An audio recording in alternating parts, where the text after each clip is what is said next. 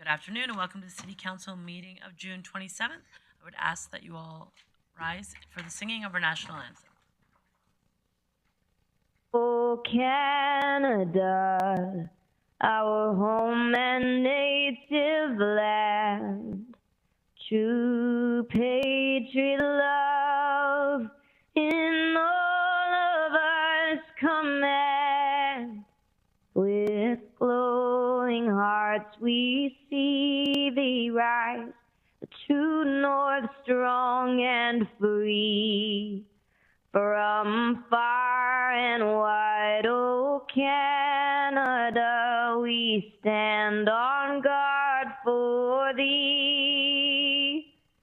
God, keep our land glorious and free. Oh Canada, we stand on guard for thee. Oh, Canada, we stand on guard for thee.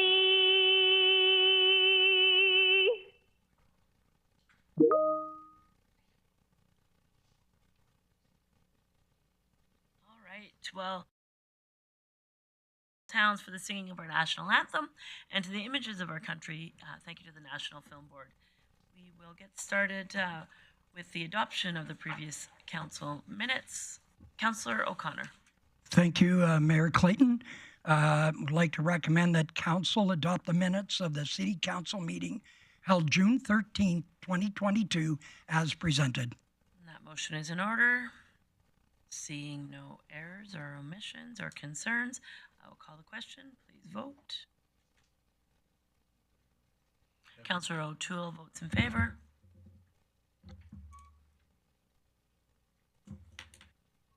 And that carries unanimously.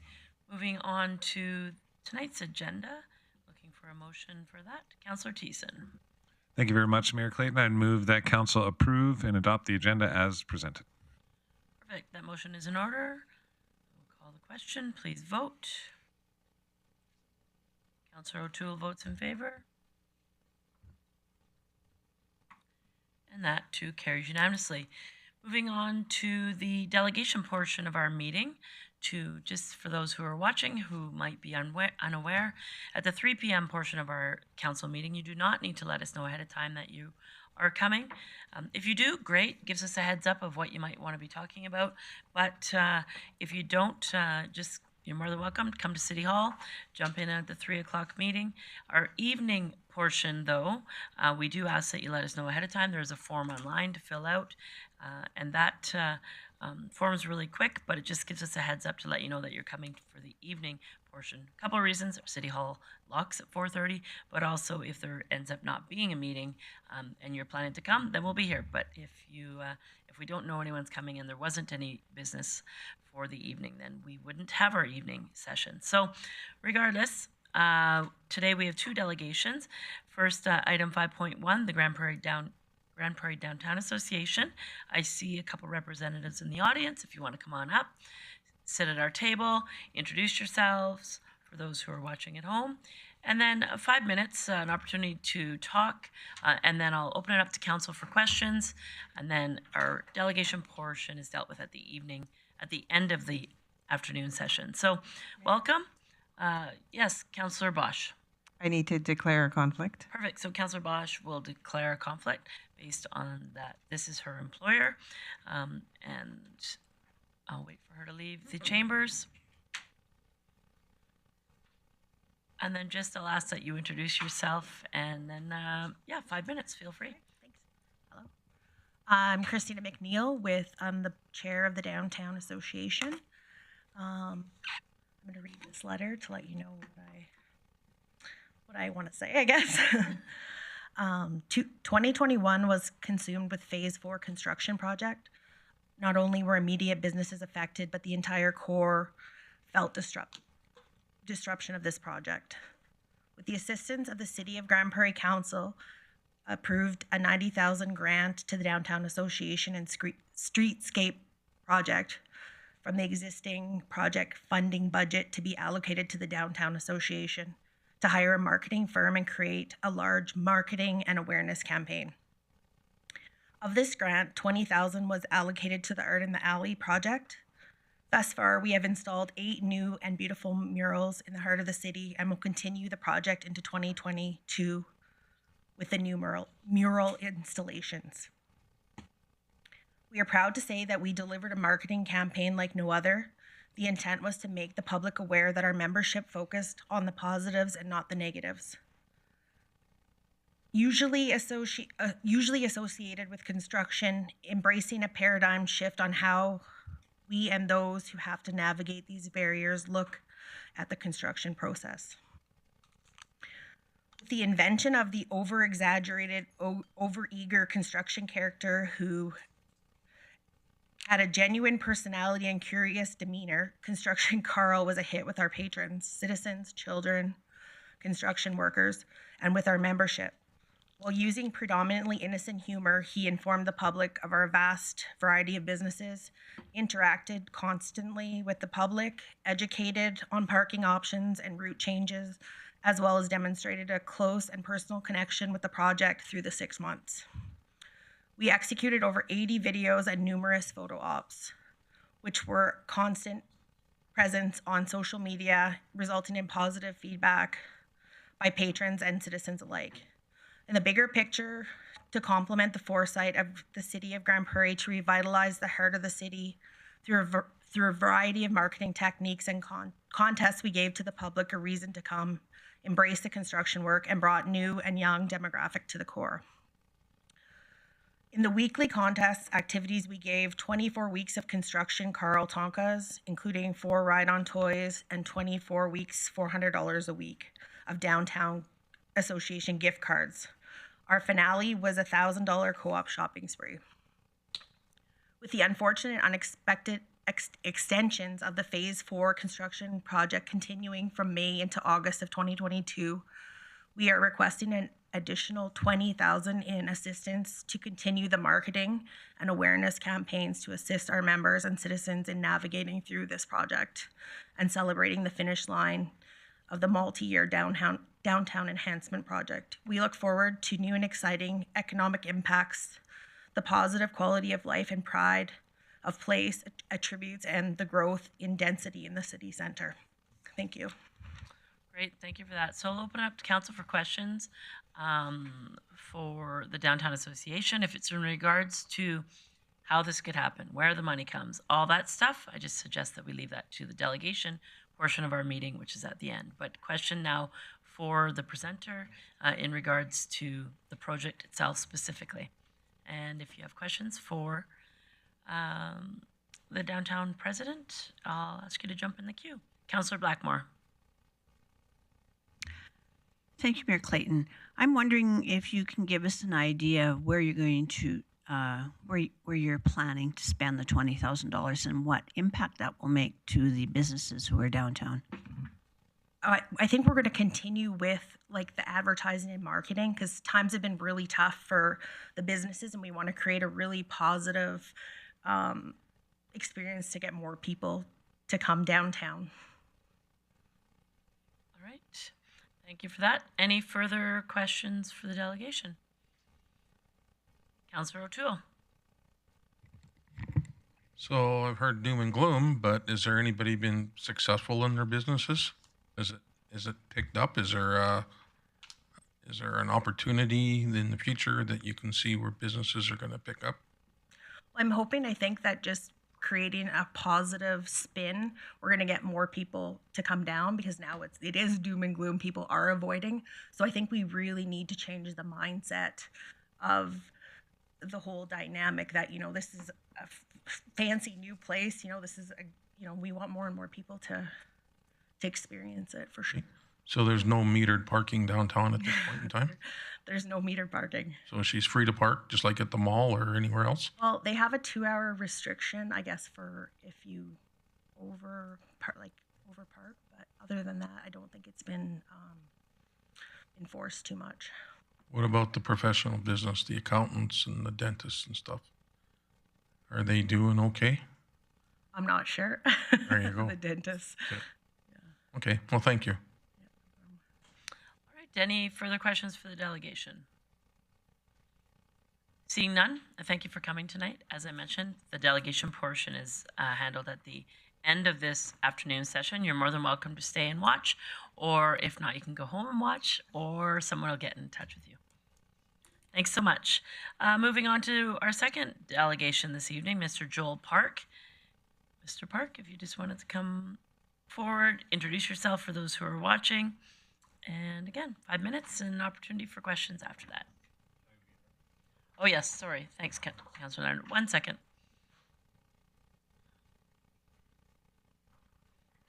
Councillor Bosch is back in the chambers, and feel free to go when you're ready.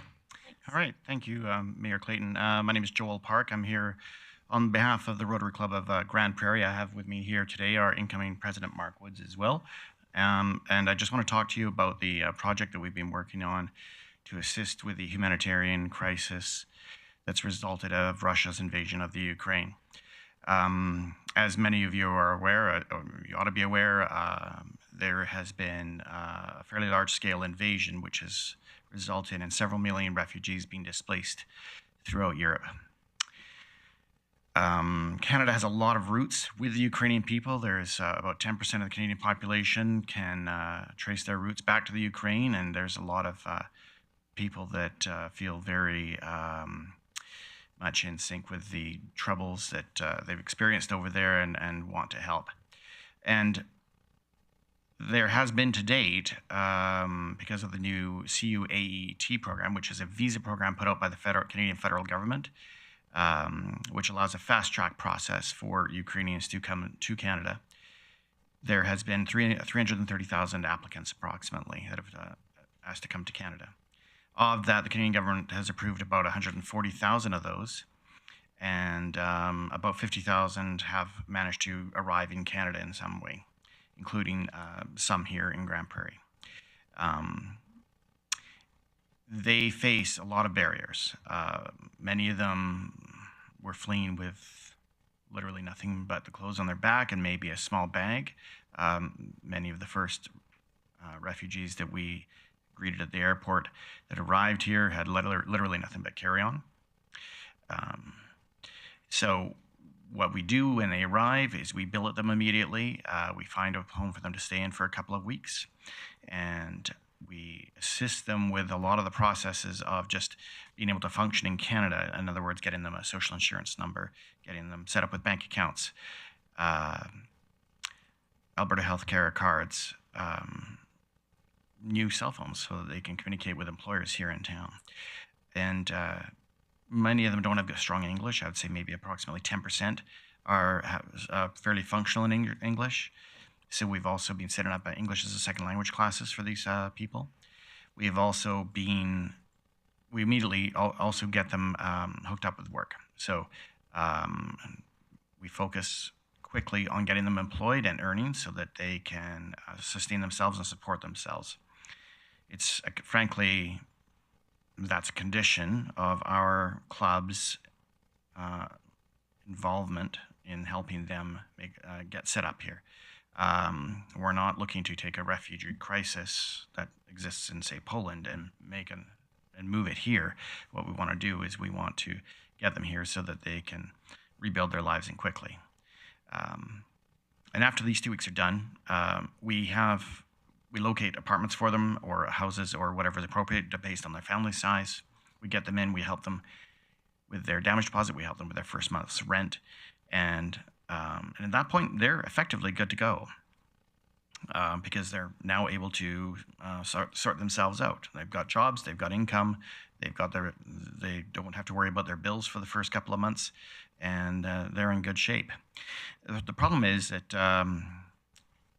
this is expensive. Our Rotary Club, although we're fairly good at fundraising, we're burning through a lot of our cash. It costs about $2,500 to $3,000 for each family between the various expenses that come along.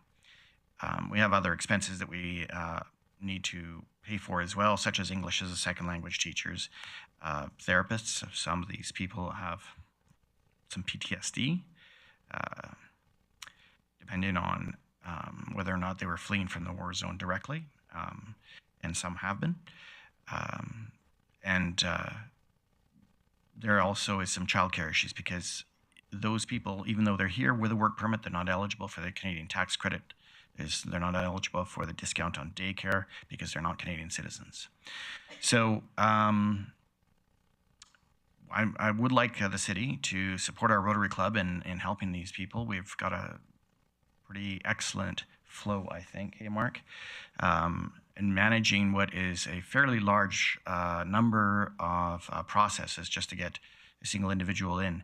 But we're doing fairly well. Our committee is fairly large, but we're hoping the city can finance at least $100,000 to help sustain our project and keep it going.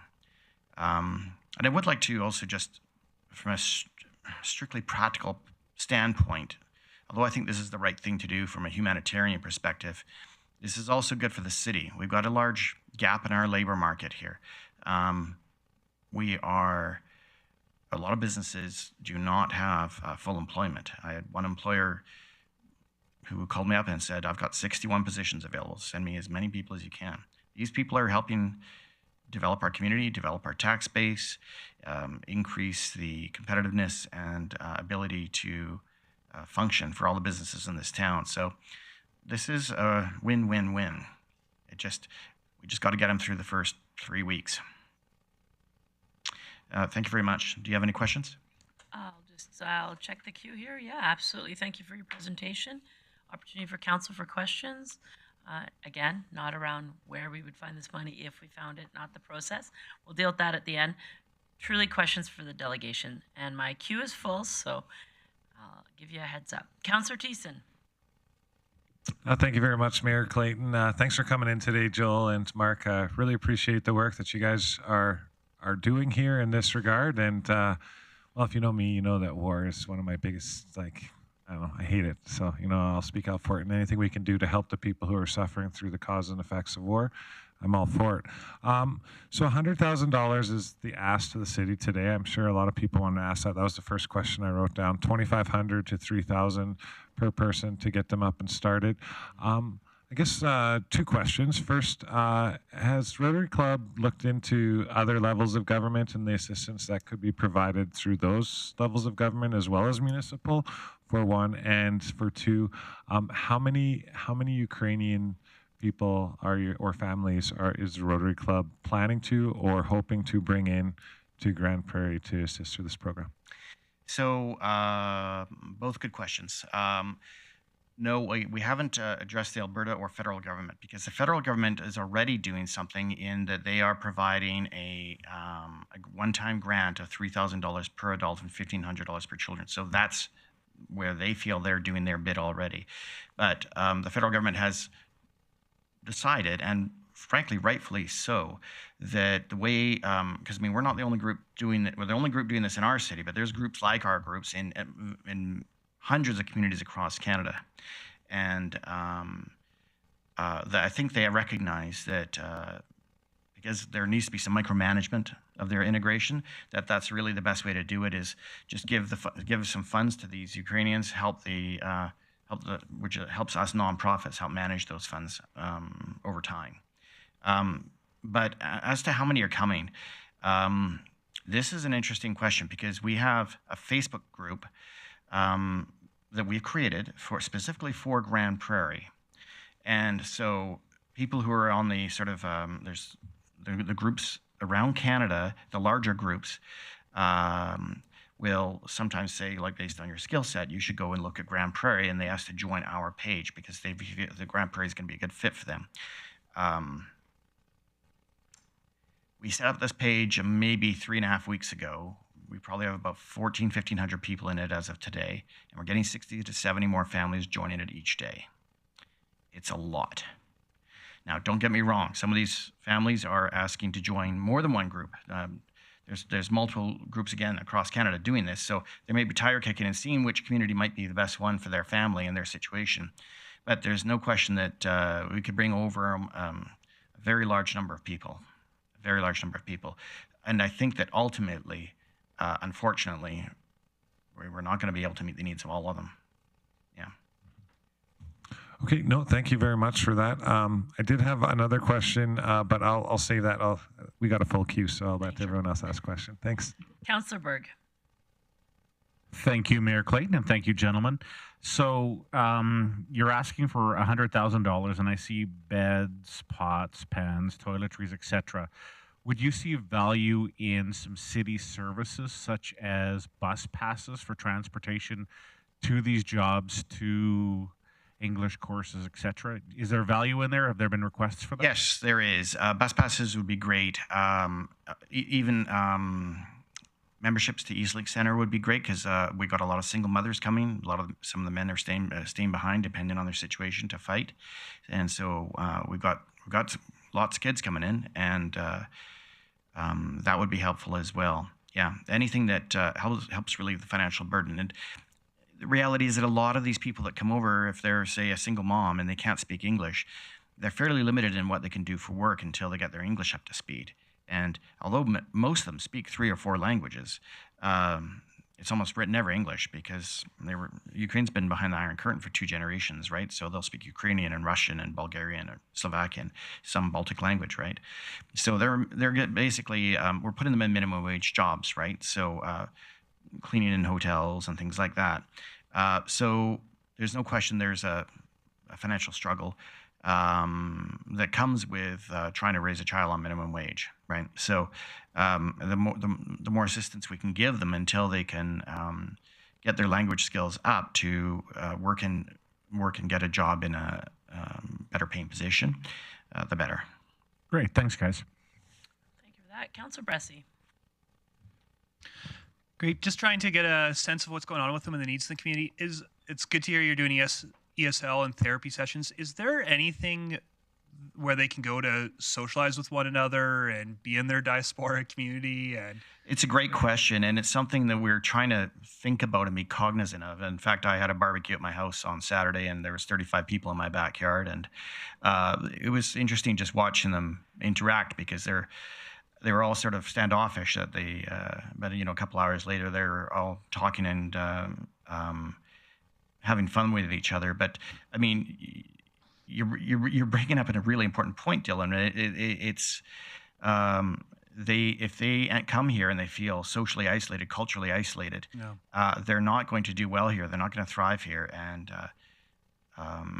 you know what? Our community does need people, and they're incredibly hardworking. So we want more of these kinds of people, and so we want to make them happy. Yeah. So we're going to be doing these barbecues once every few weeks, especially as more people come in.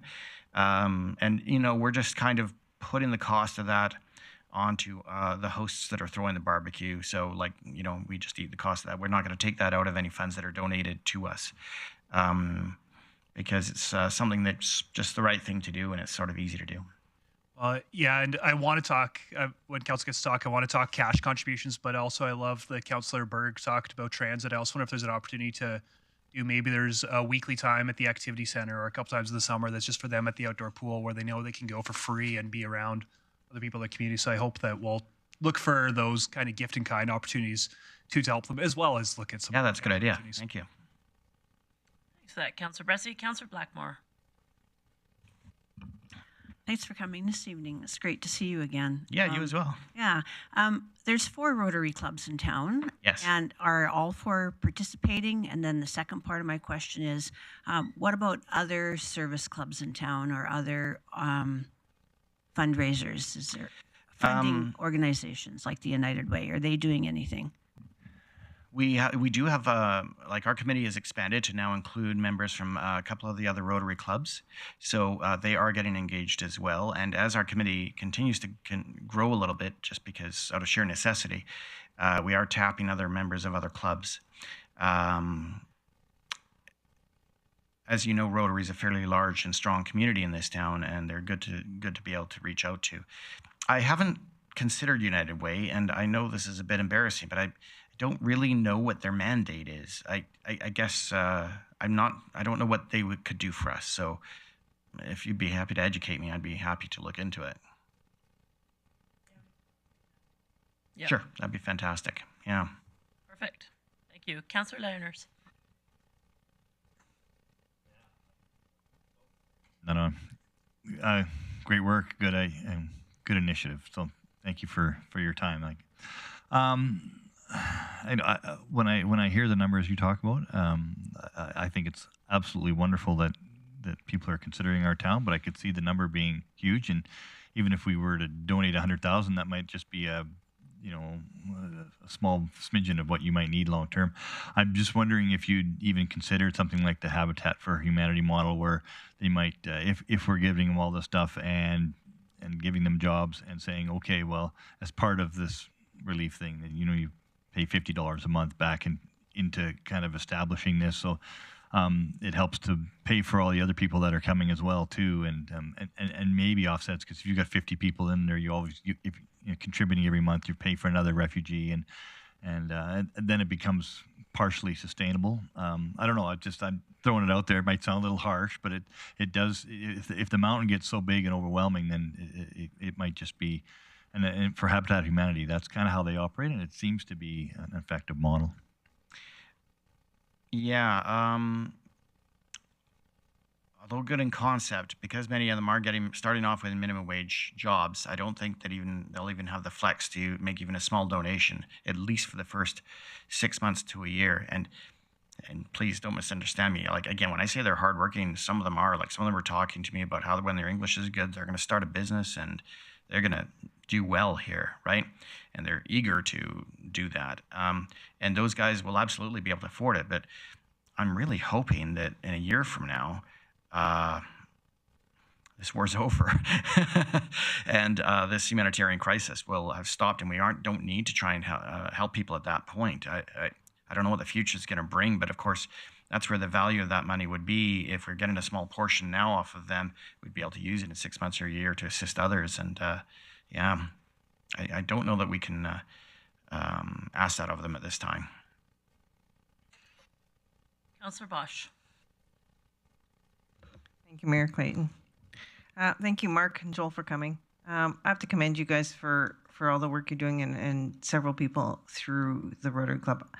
I see what you guys do all the time, and I hear about it online through emails. But this is being done off, the phrase off the side of the desk of everybody else's full-time life too, right? So I can understand that taking on aspects of maybe an organization is not ideal, because you're just doing this for a time period to help out with what's going on. So going further into it is seemingly like building an organization, a not-for-profit, that is really outside your scope at this point, right? My question to you is the $2,500 to $3,000. Councillor Thiessen said per person. Is it per person or per family? It's really per household. Per household. Because there's certain expenses that don't really change much from household to household. You still need pots and pans. You still need a set of dishes. You still need a couch and a coffee table. As the number of people increases, you'll need more beds. But if it's a couple or one person, you still need a bed, right? So there is variance, right? And some people were setting up for like $1,000, $1,500. Some of them need more help. Depends on the size of the family, and whether or not there's two breadwinners in the family, etc. Can you point out your Facebook page where people can donate furniture and supplies? Yeah, we do have a website called gpukraine.ca that I just finished building last week, and feel free to check it out. There's two options in there. You can go in there and you can, and we're just still adding in the families. So do bear in mind that it's not fully set up, but probably within 24 hours or so, we'll have all the households that are currently ready to be moved in to their apartments/homes. And so we're asking for the various items that are required for those homes, ideally just new or light new items. And alternately, for those people that don't have items to donate but would like to contribute some cash, we've got an opportunity for you to do everything from, donate some money to buy them a bed, or just donate some money to buy some toiletries, right? And again, that's just anything we can do, right? Right. www.gpukraine.ca. Okay, perfect. I have to say that we did hire some of these young boys that came, and hard workers, absolutely hard workers. And yeah, I would hope that all the residents in Grande Prairie could, find it in their hearts to help them. Thank you for coming. Thank you for that. Councillor O'Connor. Thank you, Mayor Clayton. Totally moved by your efforts. Just top drawer. Unfortunately, it's like the sorcerer's apprentice.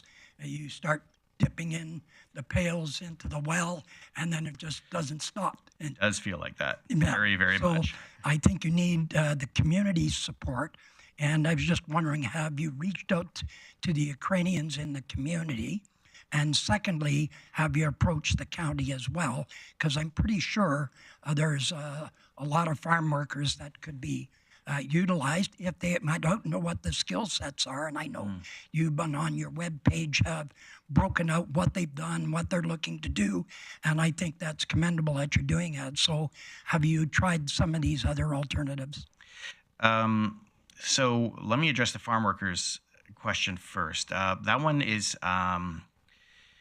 something I am a little hesitant to do because remember, none of these people have cars. They don't have transportation. Now, a lot of farms, especially if they're half an hour out of town, they actually offer accommodation for their workers, right? But the problem is that we're talking about workers here that don't have language skills, right, yet.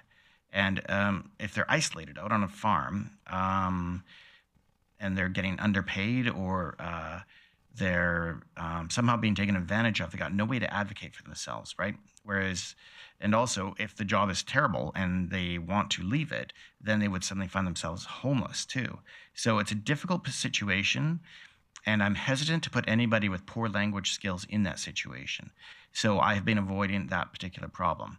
But don't get me wrong, like there's a lot of oil patch jobs out in the county too that require laborers, and I'm certainly placing people in a lot of those jobs, and the employers have been fantastic about arranging pickup so that somebody on the way to work swings by, grabs them, and off they go. So yes, I would like to, and I do intend to approach the county as well for to match whatever funds you guys donate as well.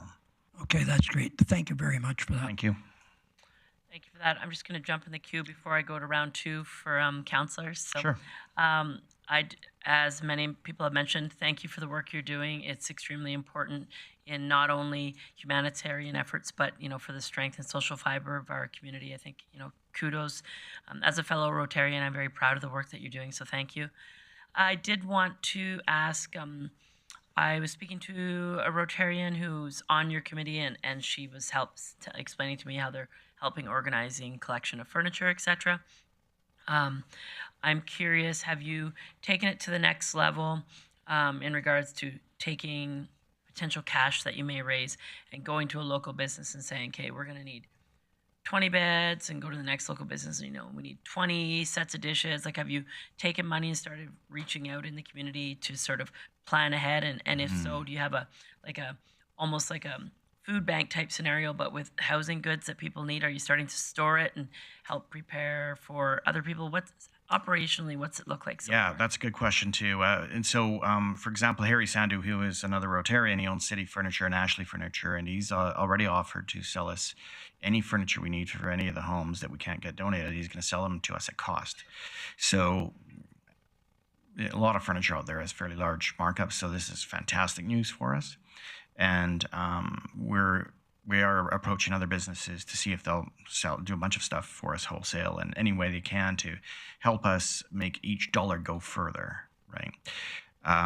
Sorry, what was the second part of your comment? Oh, and I think along that, I think it's really valuable because we know that there are many generous businesses in our community. I just think of like the Costco's of the world. If you're buying sets of dishes and that type of thing, are you collecting it now and storing it, or is it sort of somebody right. grabs it and takes storage it? question, right? Yeah. So a big part of the reason why I set up this website is because on the website, when you look at a particular home, it also shows you the move-in date. In a perfect world, when somebody says, "I've got a bed to donate," we could say, as you can see, the move-in date is June 30th. Could you please bring it to this address on June 30th? So that way we don't have to warehouse everything or catalog everything, right? And unfortunately, we were starting to do a little bit of warehousing at the front end, and we were getting a lot of people dropping off stuff that simply wasn't suitable, right?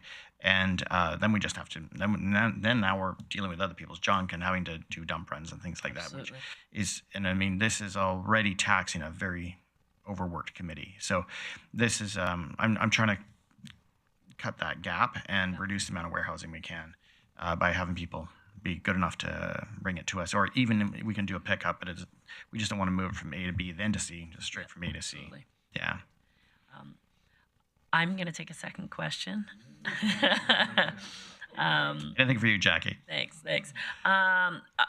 In true Rotarian style, I know sometimes you just go out and get things done, but I'm curious, are you working with agencies such as the Center of Newcomers and other community agencies that potentially can help you with this, or are you just doing it all on your own, or are there other sort of introductions or associations, that agencies that we can introduce you to assist with that as well? I think this is a problem where I don't know what I don't know, right? And so we have had a couple agencies reach out to us, and sometimes they're bringing valuable skills to the table that we're immediately taking advantage of. But sometimes we're not. I suspect, like, what Gladys was talking about with United Way, I have no idea what they can do for us, right? So I guess, and I don't even know where to start trying to figure that out either. Okay. So, but yeah, because again, we're just a bunch of volunteers just bootstrapping this together and trying to make a go of it. It's like trying to create a business overnight, and then has to manage 8 or 10 things and trying to automate that process up as much as possible for it to be efficient. So we're not going to die of overwork, right, Mark? Well, and I think that you've came to us at the right point in time, in my opinion. Early on, it was what was the city's role, until we sort of saw what the opportunities were, and you saw as volunteers how this could really extrapolate into something substantial. Now I think is the perfect point in time of let's take it to the next level, and we can introduce you to those organizations, associations, and council can have a discussion of what other opportunities there are for support. So thank you for coming. I have 2 other councillors in the queue. Councillor Thiessen. Thank you very much, Mayor Clayton. And just a quick heads up, one of the quick, easy ways if we're bringing in Ukrainian families, when you talk to the United Way or Gladys, is they have the annual Tools for School program, where they're filling up backpacks full of school supplies and stuff that could be very handy that otherwise a family would be forced to pay money for to get their kids in school. So that's at least one thing the United Way can do for you.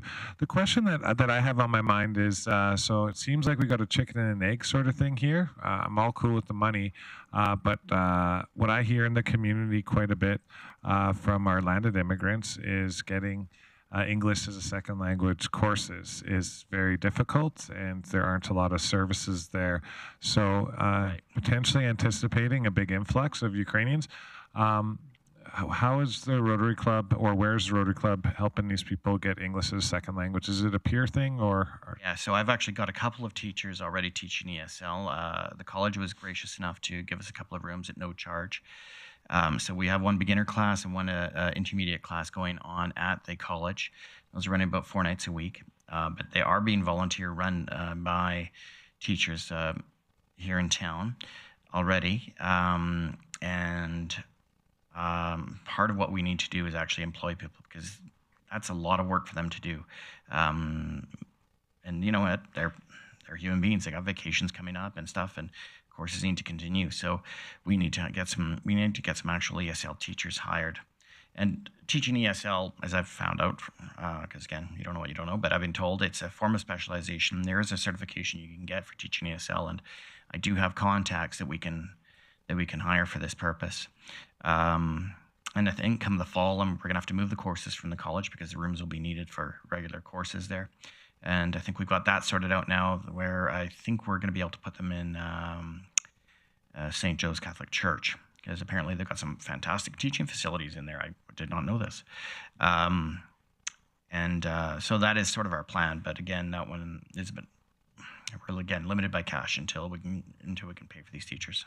Yeah, and I think this crisis and in your request actually brings something to the forefront that I've been speaking about for a while. Is ever since the college stopped doing the ESL courses, it's been a real lack in our community, and now we need it more than ever to help people get some kind of normalcy into their lives in these extraordinary times. So, especially as a landed immigrant. But I can follow up with you later. I know when when this crisis first happened, we had a school teacher reach out to us, and we had a protest outside City Hall in favor of our Ukrainian people. She's a school teacher from Ukraine, and I know I saw you at one of the other events at the Lions Den. Billiana. Yeah, Billiana. Yeah, she's actually one of our ESL teachers. Yeah, so there's lots of those teachers out there, and maybe through her and through some of the connections we have, we might be able to get some more teachers. But this could be something that maybe going forward in the future that council could talk with maybe Northwest Polytechnic or something, or it might be a way that we can help in ESL classes as well, since it's all volunteer. Yeah, we've actually had, because there are Ukrainians in our community. We've some people have brought over sort of shoestring relatives over from the Ukraine, and they found out about what we're doing, and they've reached out to us, and some of them have joined the ESL classes. So, which was surprising, but it's a good thing, right? I mean, somebody else was sort of taking care of them start to finish when they arrived. It wasn't our Rotary Club, but they're starting to join this greater community that's already arrived. Amazing. Thank you. Yeah. Perfect. Thanks for that, Councillor Bressie. Great, thank you. I've got two more questions. One easy one is, I'm curious, somebody donates on your website, do they get a tax receipt, or is that? They do not. Okay. Yeah, just to be super clear, Rotary Club of Grande Prairie is a nonprofit, but it is not a charity. So we cannot issue tax receipts. If somebody owns a business and they make a donation, they can at least write it off. So, something to think about, people out there that might own a business and want to donate, Okay, great. And then another question is, you mentioned that a big barrier is not having access to subsidized childcare. Are you aware, is that something that senior government's looking at and seems to be working on addressing, or is that just a big void that is that's a big void. And I mean, we're talking, this would have to be I guess at least a provincial problem, and maybe even federal, and how slow those wheels move, right? Yeah. Okay, thank you. Thanks for that. Councillor O'Toole. And then I'm going to go to Councillor O'Connor, and then we're going to move on. Well, I just got comments. I'm a member of your club, and I know that you've been working extremely hard with a number of other members of our club, and it gives me the impression that it's going smoother than more chaotic, but you hold a good poker face as well. So, I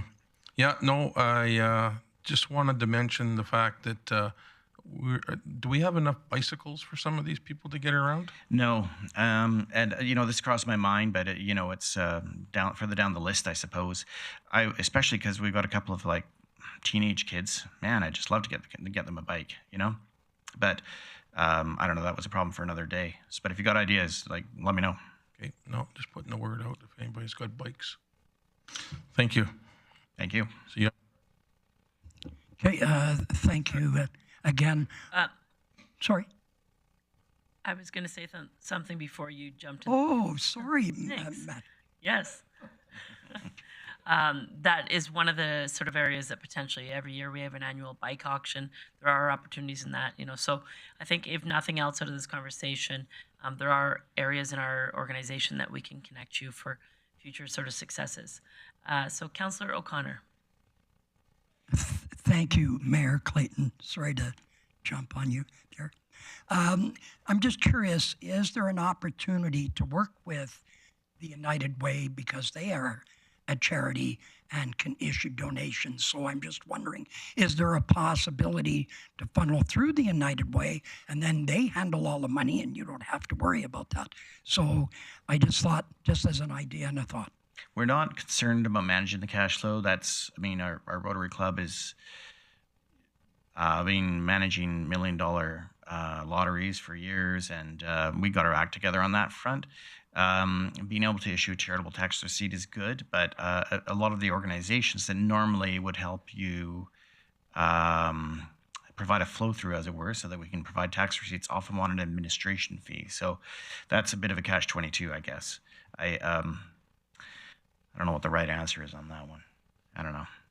I maybe both. People can donate directly, or if they value that tax receipt enough, then they donate through United Way and forward it on to us, right? Yeah. Perfect. Well, again, thank you so much for coming, and thank you for the great work you're doing in our community. It's very valuable. Our delegation portion of our meeting is after some other business. Please stick around. It's air conditioned in here and pretty nice. If you do need to leave, you're more than welcome. We can either follow up with you or you can watch online, whatever you prefer. Sounds good. Just want to thank everybody for their kind comments and thoughtful questions and your time today. Absolutely. Thanks, gentlemen. All right, moving on to reports. I would move to item 6.1. In your package, you will see there is a motion there. I don't know if Acting CAO Miller, if you have introduction, or I can introduce it. Okay, sure. So we need to, it's our role to appoint an officer, city clerk for the city of Grande Prairie. There is a recommendation from our CAO and from administration in regards to who that person will fill that position currently. And I'm just looking for counsel. Councillor Blackmore. I would move that council appoint Valerie Norris Kirk as a designated officer of interim city clerk for the city of Grande Prairie, effective June 15th, 2022. Perfect. Seeing that motion is in order. Any comments or questions? Seeing none, I'll call the question.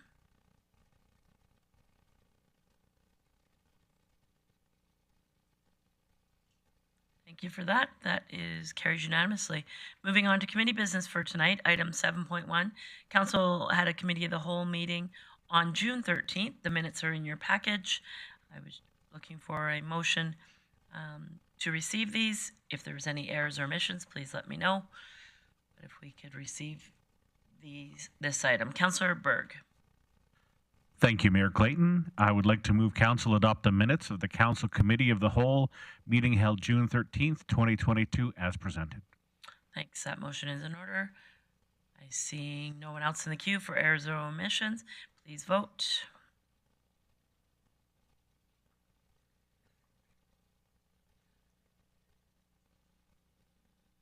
Councillor Bosch, how do you vote? Councillor Bosch votes in favor. And that carries unanimously. Moving on to item 7.1.1, there is business arising from that council committee of the whole. Councillor O'Connor. Thank you, Mayor Clayton. I would move that City Council approve the 2023 Community Group Enhancement Funding as presented in Table 1. 2, approve operational funding of $12,000 for Peace Wapiti Speed Skating Club for 2023 from the Arctic Winter Games Legacy Fund.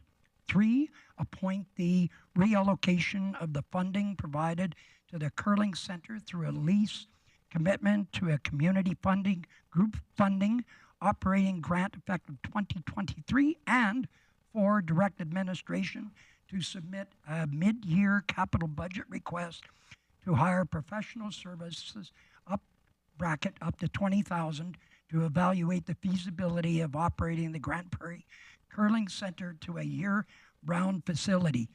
Whew. Perfect. Thank you for that motion. That is in order. Comments or questions on any of the items?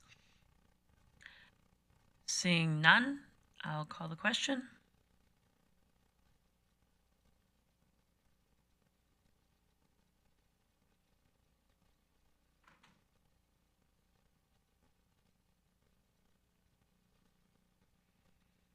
And that carries unanimously. Moving on to item 7.2, the Corporate Services Committee meeting of June 21st. I will look to the chair for introduction, Councillor Lanners. Yes, thank you for that. So I think everybody has the minutes of that meeting in front of them. So I will make the motion that council adopt the minutes of the Corporate Services Committee meeting held June 21st as presented. Thank you for that. That motion's in order. I will call the question. Please vote.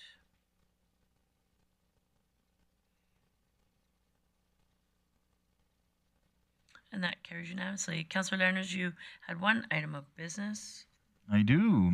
So as part of the operations and record keeping of the City of Grande Prairie, which falls under our committee, one of them is record management bylaw amendments. So there was some basic housekeeping that was required to make all that make sense.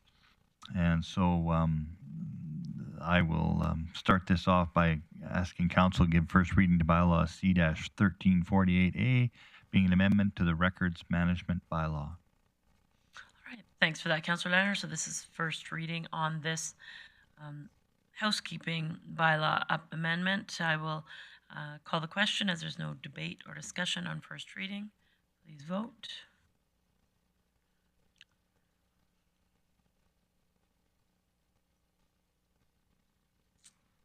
And that carries unanimously. Councillor Leonard. Yeah, thank you.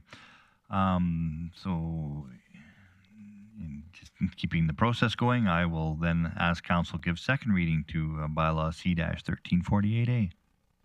All right. Opportunity for discussion or debate on second reading. Seeing no one in the queue, I will call the question.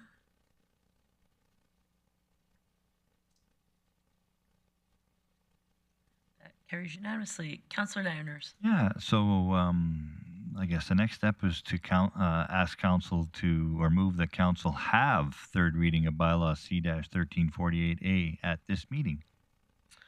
Perfect. This is an opportunity to have third reading here tonight. It must pass unanimously. In order for us to have third reading here tonight, I will call the question.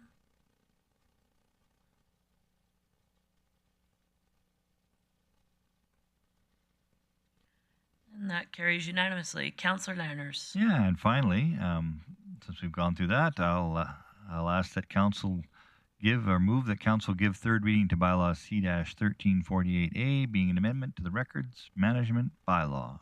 Perfect. That motion is in order. Seeing no one in the queue, I'll call the question. Please vote.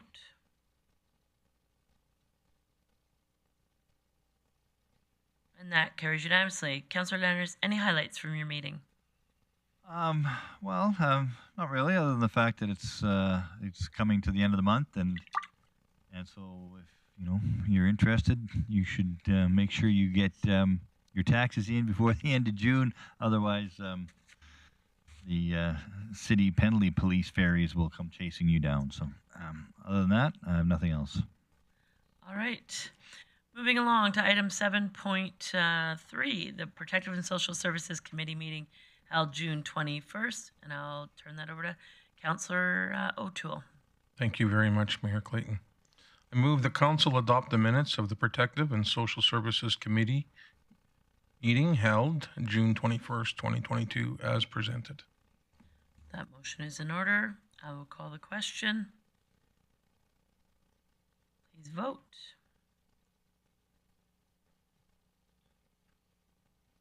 And that carries unanimously. Councillor O'Toole, any highlights from your meeting? We had no business, but just some highlights. Community Social Development Biannual Seniors Tea held on June 9th was a huge success with 245 seniors in attendance. And the Enforcement Services is going through a positive ticket program. And this is rewarding children and youth with prizes for demonstrating good safety practices, citizenship, and will run until September. The Safe City Roads program will be launched to target dangerous driving habits as we get closer to the end of the school year and launch the summer break. Administration is engaging in daily bike patrols in hotspot areas throughout the city to engage citizens and foster safe, focused atmosphere. And we have emergency management, GPREP. Their ICS 300 training was held last week, and meetings are being held with Grande Prairie Friendship Center to talk about how we can work together, if required, to provide support to evacuees in the event of a natural disaster. And RCMP, the Municipal Policing Advisory Committee, was held on June 15th, and the next meeting that we're going to have will be in mid-September. And the last item is the Indigenous Healing Center.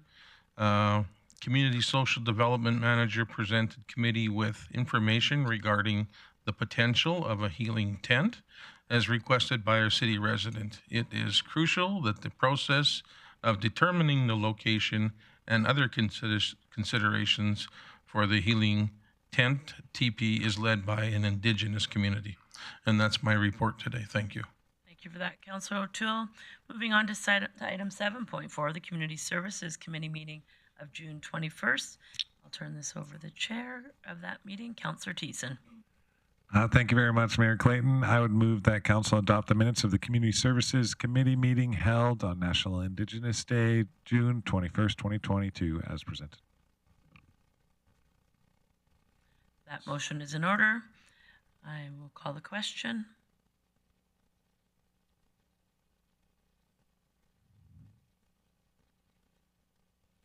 And that carries unanimously. Councillor Thiessen, you had one item of business. Yeah, and it was a good item of business, bit of policy cleanup over here, and that's in regards to large-scale tourism event policy.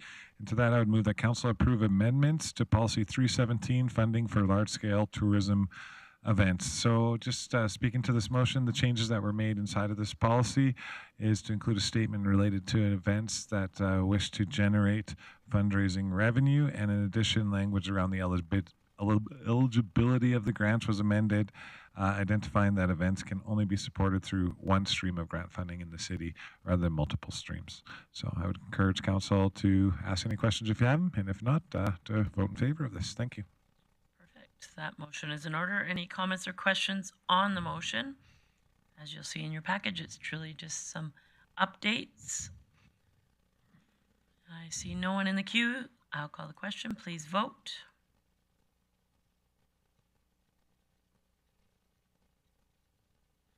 And that carries unanimously. Councillor Thiessen, anything you'd like to highlight from your meeting? Yes, I'd like to highlight Mayor Jackie Clayton, who brought forward the 2024 Indigenous Summer Games proposal, and we had a discussion around that, centering around the opportunity for the city to submit a bid for those games. The direction from committee was to send it back to administration with more information on the bid package, as well as other stuff after they had those conversations with the Alberta Indigenous Games people. Finally, it is Canada Day week this week, so I would encourage everyone who's watching and all of council to enjoy our Canada Day festivities with the community down in Muskosipi Park. Of course, we'll be having the parade that'll start at 1 o'clock, and to roll on down there, we have lots of great entertainers. I think council is going to have a booth down there to answer questions inside the pavilion, and for all you parents out there, we'll be having free drop-in swimming from 12 till 9 at the outdoor pool in Bear Creek. So I hope to see everyone there, and smiles on their faces and flags waving. That's all I got. Thanks. Perfect. Thanks for that. Moving on to item 7.5, the Infrastructure and Economic Development Committee meeting of June 21st. Councillor O'Connor. Thank you, Mayor Clayton. I'd like City Council to adopt the minutes of the Infrastructure and Economic Development Committee meeting held June 21st, 2022, as presented. All right, that motion is in order. Seeing no one in the queue, I'll call the question. Please vote.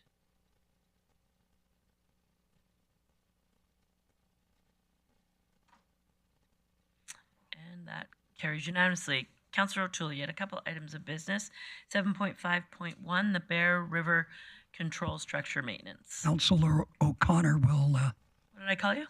I'll let Councillor O'Connor finish Go this ahead, off. Councillor O'Connor. I love my buddy O'Toole. Anyway, the Bear Creek control structure is in need of some extra funds. So council amend the 2022 capital budget to include an additional $885,067.30 to the Bear River Control Structure Maintenance Capital Project, funded by $700,000 from the Municipal Sustainability Initiative, MSI, and $185,067.30 from the Future Expenditures Reserve, FER. All right, that motion is in order. Comments or questions? Councillor Blackmore. I know several people on council have had questions about the Bear Creek Reservoir this year because the water levels are simply at the creek level. So I'm wondering if we can ask Director Glavin to speak to what's happening at the reservoir, just to let people know what they can expect for water levels over this year and next year. Absolutely. Director Glavin. Thank you, Mayor Clayton. So due to the issues with the control structure, there was an electrical fault, and now the gates must be manually operated. And in order to do the work, we can't have water in the reservoir. Once the work is complete, the intent would be to restore the reservoir levels to the traditional levels. And can you give people an idea when that might happen? Thank you, Mayor Clayton. We believe in 2023 they should return to normal with the work happening this fall and winter. All right, thank you for that. Councillor Berg. Thank you, Mayor Clayton. Part of my question was just addressed. But normally, Councillor Laners is the comedian on staff, but during our discussions around this, and there was a lot of technical information, I did appreciate Councillor O'Connor's comment. We're damned if we do, or we're damned if we do, and we're damned if we don't. So, speaking in favor of this, I thought I'd throw that in there since Councillor O'Connor missed the opportunity. All right, thanks for your comedic relief. And I see, oh, actually, is this a question, Councillor Landers? Perfect, thank you. Bite your tongue, buddy. No, so I have a question. Perfect, thank you.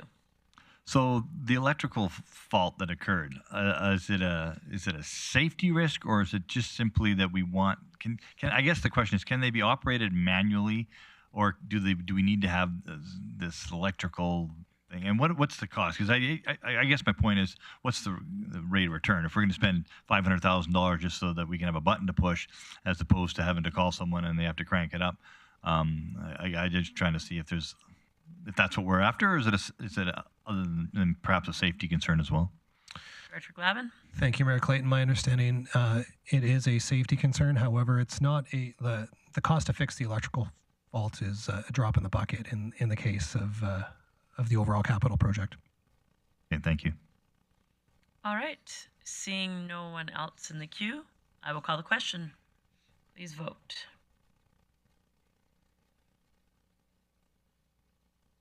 And that carries unanimously. Councillor O'Connor, 7.5.2, the Richmond Industrial Area Revitalization Strategy. Yes, thank you, Mayor Clayton. Council endorsed the Richmond Industrial Area Revitalization Strategy as presented, and 2, direct administration to prepare capital requests for Phase 2 actions and being forward individual projects to the 2023 budget deliberations.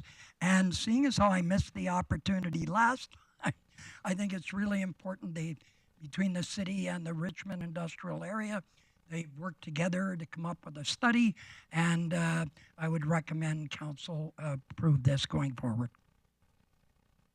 All right, comments or questions? Councillor Bressie. Great, thank you. A question for administration. I wasn't at committee, so I wasn't able to ask. Is there been any analysis done with these projects in terms of, do any of them have a rate of return in terms of they're expected to increase assessment in the area, and so we could see increased revenue? Is that kind of analysis being done at all? Director Glavin. Thank you, Mayor Clayton. I don't believe that was directly done. However, and I'm seeing from someone who worked on the project that no, that wasn't factored into the analysis in this case. Okay, yeah, that might be something that council considers asking for if we do decide to put significant capital here, and for 2 reasons. One is I just think it's good to know, but also recent changes to the Municipal Government Act were made around community revitalization levies. And for those that don't know what those are, is they're not new money you take from property owners, but you borrow money to revitalize an area, and then you calculate how much that increases assessment in the area, and then you pay back that borrowed money from increased assessment revenue.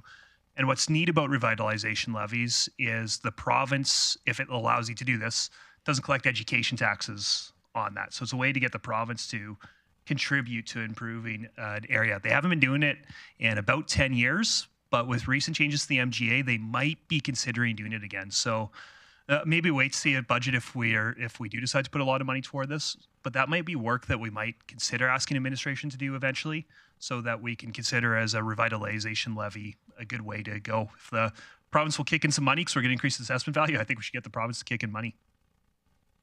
All right. Thanks for that. Councillor Blackmore. Although it's not necessarily germane to this particular issue, I think that anytime we do a revitalization, we need to be looking at how that's improved business for those residents and businesses in the area.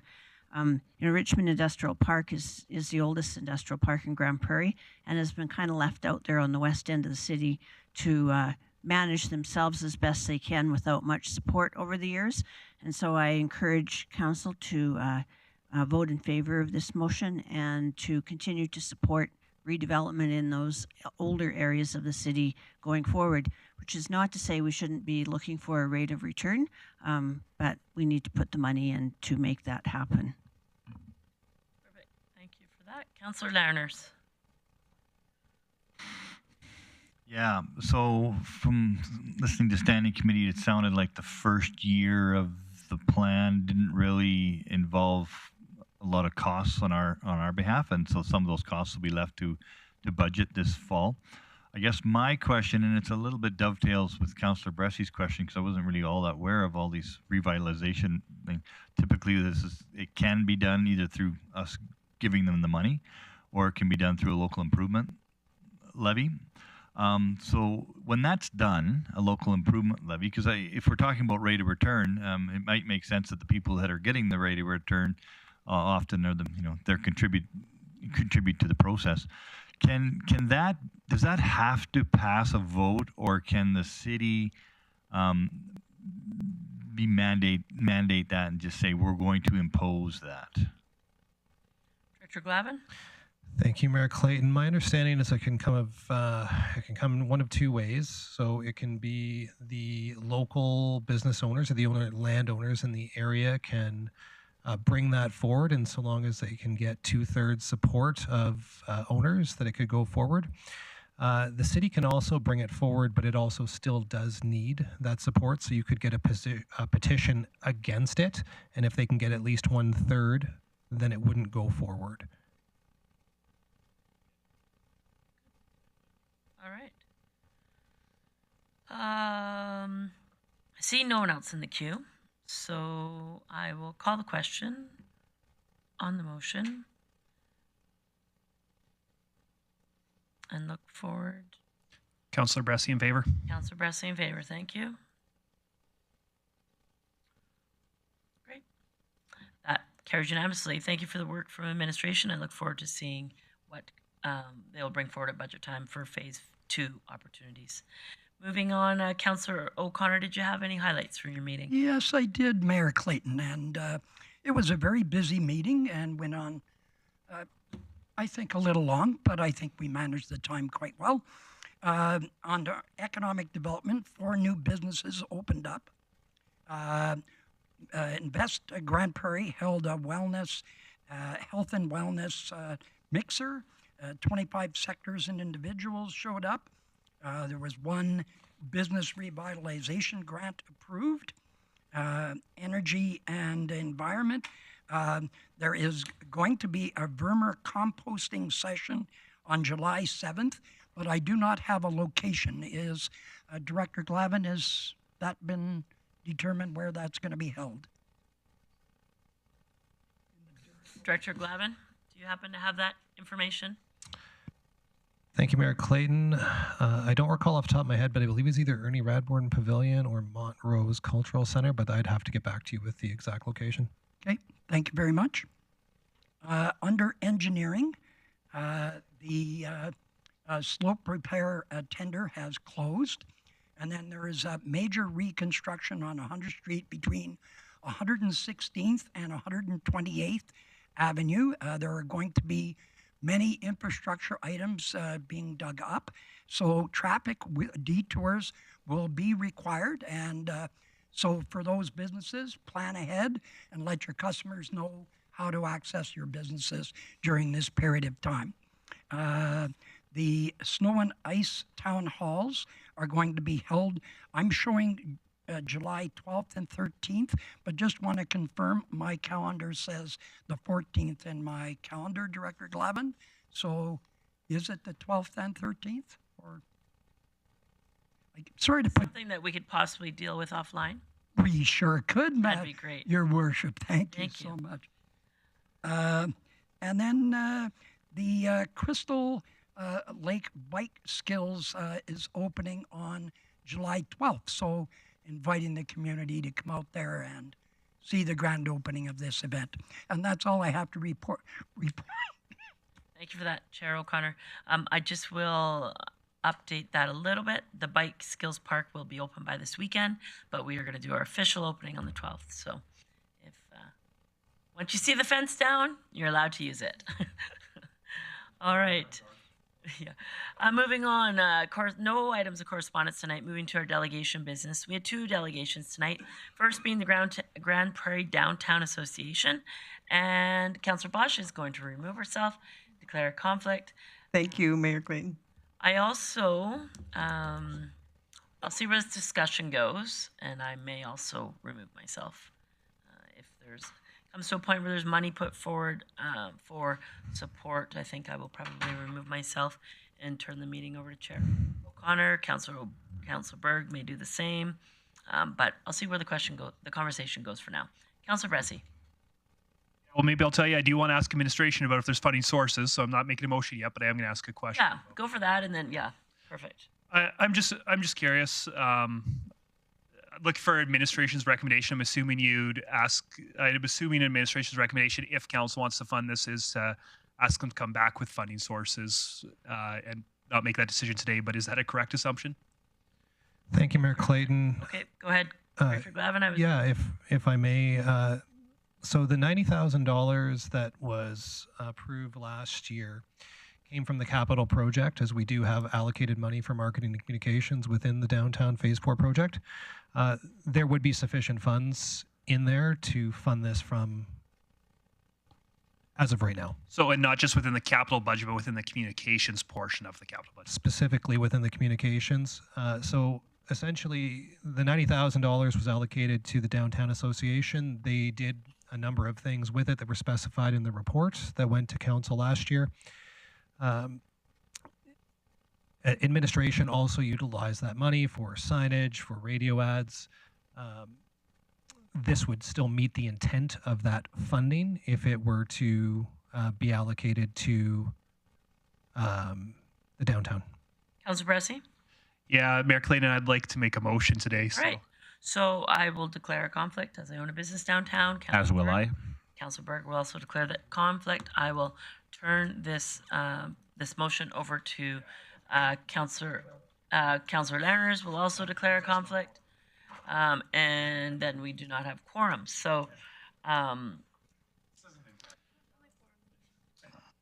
you're going to have 4 left. Mayor. Oh, yeah, you'll have 5. You'll be fine. Yeah. Oh. Sorry. So Councillor O'Connor is going to chair that motion for now. Thanks. Don't read my notes.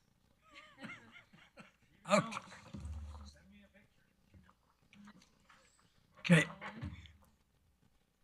Thank you very much. Any discussion, Councillor Dylan Bressie? Well, I'm ready to make a motion, but I don't know if other people have questions before I make a motion. So any other people want to get in the queue? Okay, then I'm very open to wordsmithing if administration or council has better ideas, but I would move that council direct administration to release $20,000 from the downtown communications budget to the downtown business improvement area for marketing efforts. That was well. Any other discussion? Seeing none. Councillor O'Toole, O'Connor's brother. I was just wondering if administration has done this in any other area of the community in the past.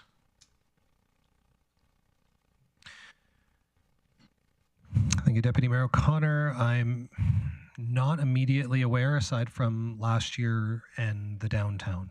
It's the only one I know for sure. Thank you, Dylan Bressie. Yeah, and I'll just speak to this motion. I think for me, I wouldn't be comfortable making a motion at this meeting, supporting a motion that was allocating new money towards this. But for me, when we had conversations about this phase of downtown, there was a lot of conversation about building into the capital budget communication money and make sure that people come downtown, make sure that we're communicating to people, hey, downtown's open for business.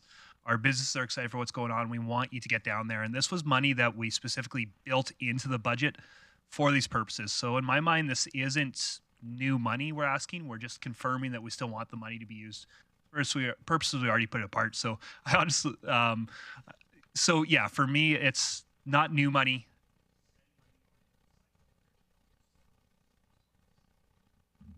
Councillor Blackmore? Yeah, I would ask the five of us to support this motion. There aren't very many ways that we can address the difficulties that businesses have had downtown with a lack of access to their buildings. This is one of the things we can do, so therefore I think this is something we need to do. So please support the motion.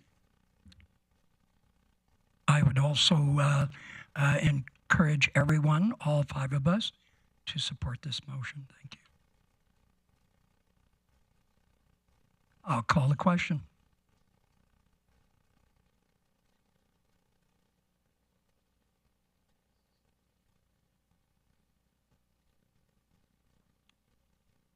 Oh.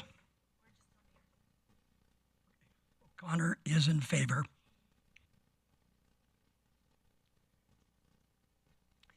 That is carried unanimously. Okay, please call in the mayor and the other councillor, please.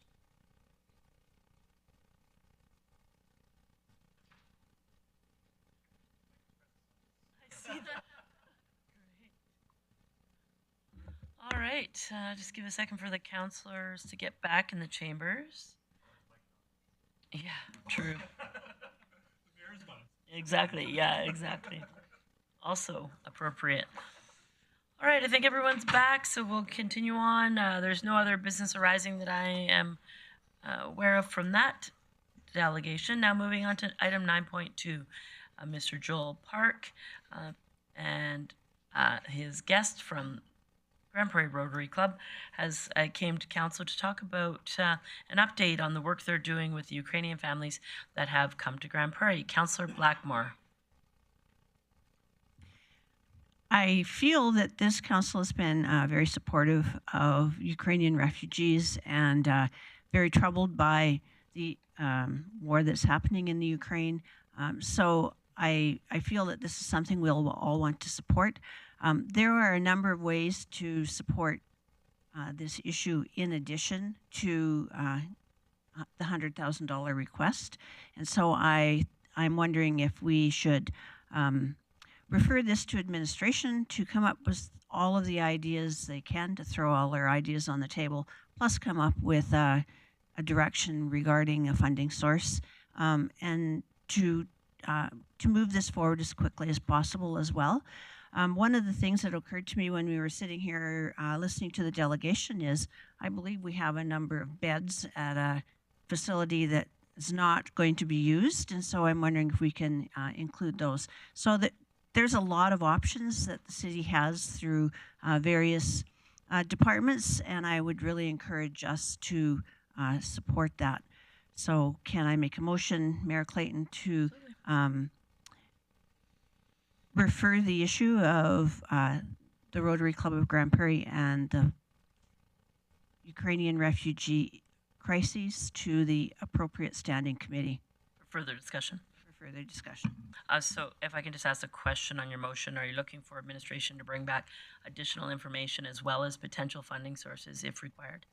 I think the more information we have at standing committee, the easier it'll be to move it forward, and we won't have to keep going back and forth. Perfect. All right, so I will, obviously if you have questions for administration, now is the time. There is a motion on the floor though, so if your question is in regards to the motion, feel free either way. Councillor Thiessen. Yeah, thank you very much, Mayor Clayton. Thanks for the motion. Councillor Blackmore, I like how you covered most of the bases, if not all the bases. The one area that I heard that is probably one of the most challenging, and I would like to see it included, so I'm just mentioning it now since it's a fairly general motion, but I would like to know if there's anything the city of Grande Prairie can do inside of this to help with English as a second language programming in the city. Now, whether that's like talking with Center for Newcomers or the college or other fundings, but I think that should be tied into this as well, because to me it seems like we're going to be using a lot of volunteers who would be more than willing, I guarantee it, but this is a longstanding issue for many years that many of our immigrants have spoken about too. So I'd love to see sort of a part 2 to that as well. Okay. Everybody good with that? Okay, so we'll take that as a friendly sort of amendment to that motion. Just hang on. So right now in your queue, and I'll come to the other people in the queue, sorry, but in your e-scribe there is a motion to bring back a report to the appropriate standing committee with further information regarding the request for funding, gift in kind, and ESL classes along with a potential funding source. I think that that's relative. There's one item I think that might be missing, but I'll go to Councillor O'Connor for that. Thank you, Mayor Clayton. I'm just wondering if we shouldn't move to separate, to expedite part of this. And the reason I'm suggesting I don't want to see that administration is tied up in the minutia of finding other sources when we know we just need to know, are we going to support the $100,000 and the funding source, and then separate the other information for the next standing committee meeting? So I would suggest that that's a completely separate motion. If you would like to make that as a separate motion, we'll do that following this motion. This is information request for administration to bring back opportunities for the city to partner to support this. I'll hold off then. Thank you. Yep, no problem. Councillor O'Toole. Yeah, speaking of opportunities, I was wondering if we can include the possibility of employment within the city. If we're got administration looking into it now, there may not be opportunities, but I'll just ask on your motion, is your intent for us to be finding jobs for people? What are you thinking? if we've got a possibility for placement, then I would be. I think that the Rotary Club is partnering to help place people within employment. The city has a great website with potential jobs. I don't really see that we're the avenue for placement. So unless I'm missing your suggestion, maybe just explain a little better to me. Well, if we have options, I'd like them posted on the website. We post every job that comes available on our website as soon as it's available. And we'll Okay. Okay, no worries. Councillor Bressie. Great, thank you. Yeah, just I'm curious how administration would interpret this, just because I'm concerned about timelines, and we're asking for a lot more work than just identify a funding source. Yep. So I expect that if we wanted to, we could probably, in a 2-week timeline, make a decision on cash. I suspect it might take longer to make a decision on gift and kind things, just because there's a lot more information there. So I'm curious, how would administration interpret this motion? Do you need 2 motions if you decide you need to bring things back in separate timelines? Or if we pass this motion as is, would you bring the funding source back when you had it available, and then wait longer if you had to wait longer for the rest of it? Before I go to Acting CAO Miller, maybe I'll ask a question for Ms. Whiteway. If tasked with the opportunity to come back to standing committee, I'm guessing that your suggestion will be that this becomes from a council strategic initiative as a funding source. Yes, thank you, Mayor Clayton. That'd be exactly my recommendation. So to your point, and Councillor O'Connor's point as well, if the intent is to fund that today, that would be the recommended funding source. I do suggest that you make that as a separate motion. These other areas for opportunity, including gift in kind, ESL, connecting community service committees and other organizations in our community, is a different piece, in my opinion. So. Yeah, so I'm just wondering if Councillor Blackmore might be open to a friendly amendment, because I'd like to see us pass a motion specifically regarding funding. I'm wondering if you'd be willing to strike that along with potential funding source. I am very, very amendable. All right. So, Councillor, for the clerk, there we go. We're cleaned up now. So with further information regarding The request for so I don't even know if it's further information regarding the request for funding. Then it's really the further information from what I'm interpreting is the gift in kind portion, the ESL classes, and the potential connection with other service organizations and city committees. All right. So we're going to strike that request for funding and add a little bit more. And then administration will bring back a report with additional information, opportunities with organizations in our community and within our own organization of where we can support the initiatives for Rotary. All right, so it's in your eScribe now, Council. Exactly, perfect. Anybody have any comments or questions on that motion as in your eScribe? Seeing none, I'll call the question.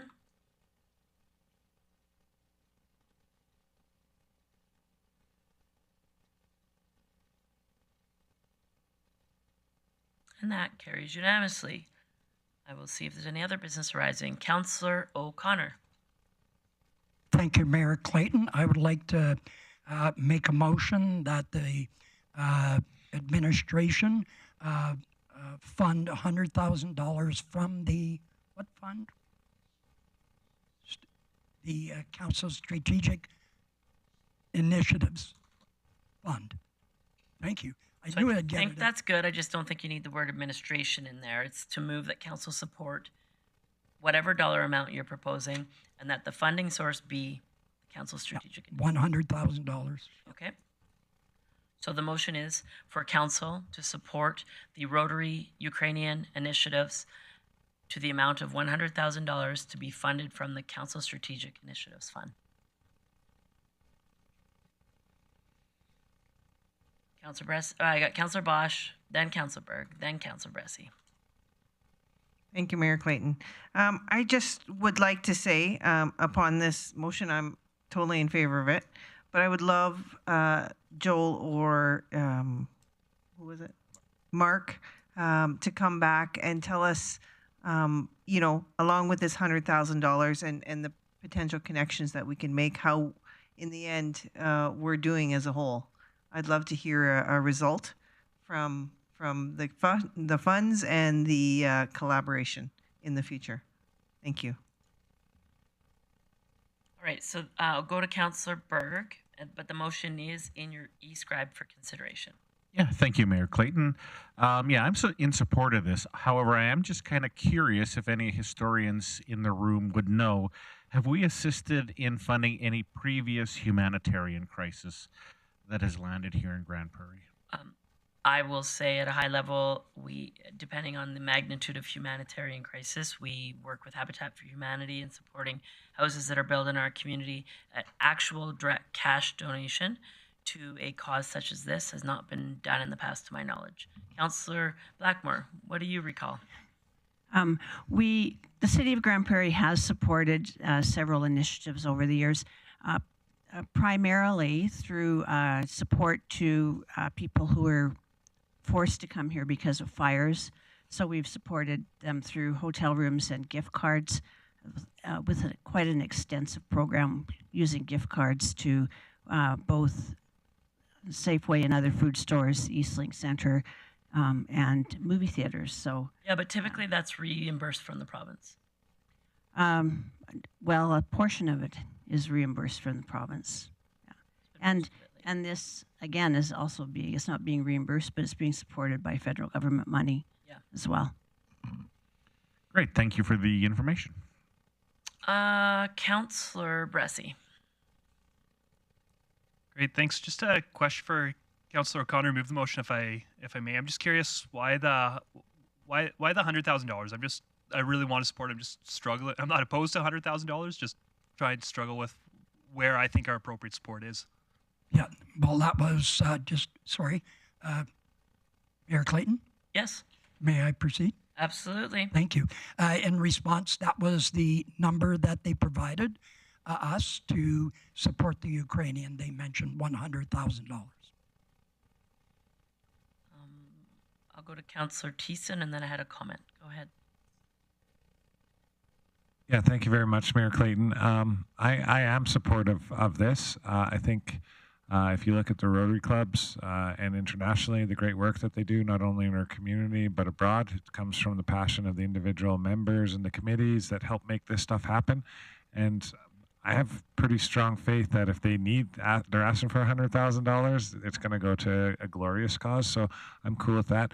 As far as humanity crises that have required refugees to be supported in Grande Prairie, I'm not aware of any, but I mean, it's been a crazy couple of years. We did put in hundreds of thousands of dollars for a vaccine clinic that we didn't get reimbursed from the province from. So, I mean, when it comes to taking care of people and saving lives, I think Grande Prairie is always ready to step up. And so for that, I'll be supporting this motion. I'm just going to jump in the queue. Councillor O'Toole, I think that Councillor O'Toole is next, though, but thank you for reading over my shoulder, I guess. However, my comment is that I'm not opposed to the $100,000. I think I would look for a friendly amendment that would be up to $100,000. It was described as approximately $2,500 per family.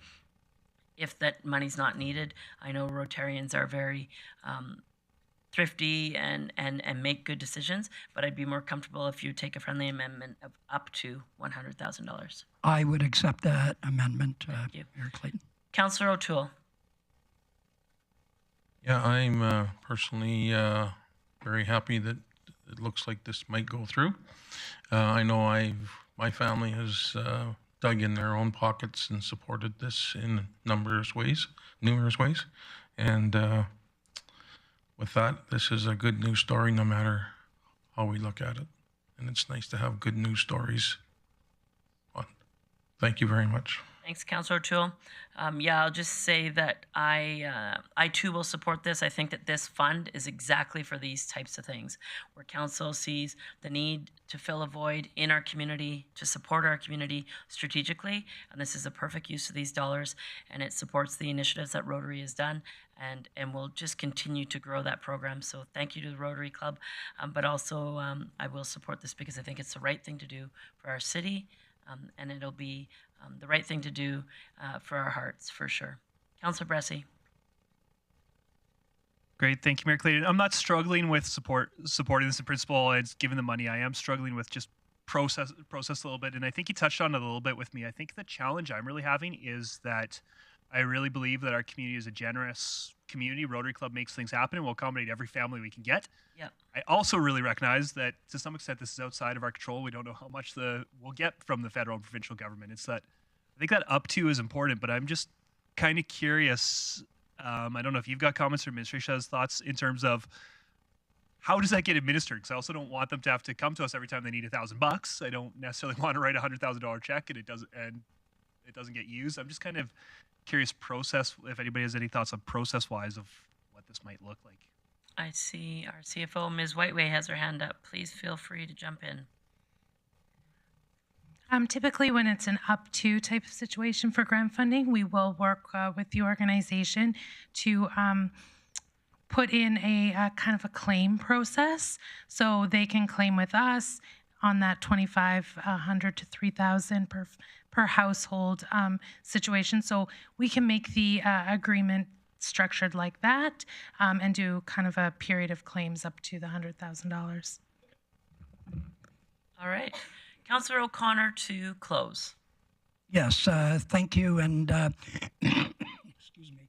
I am pretty sure that if there are other funding sources available, I know the Rotary Club may have a chance to work with the Rotary Foundation to be able to apply for funds. And if they do so, I think they will make the dollars stretch as far as they possibly can. So with that, I'd love you all to support this motion, and let's go Ukraine. All right. That is a close, so I'll call the question. Please vote.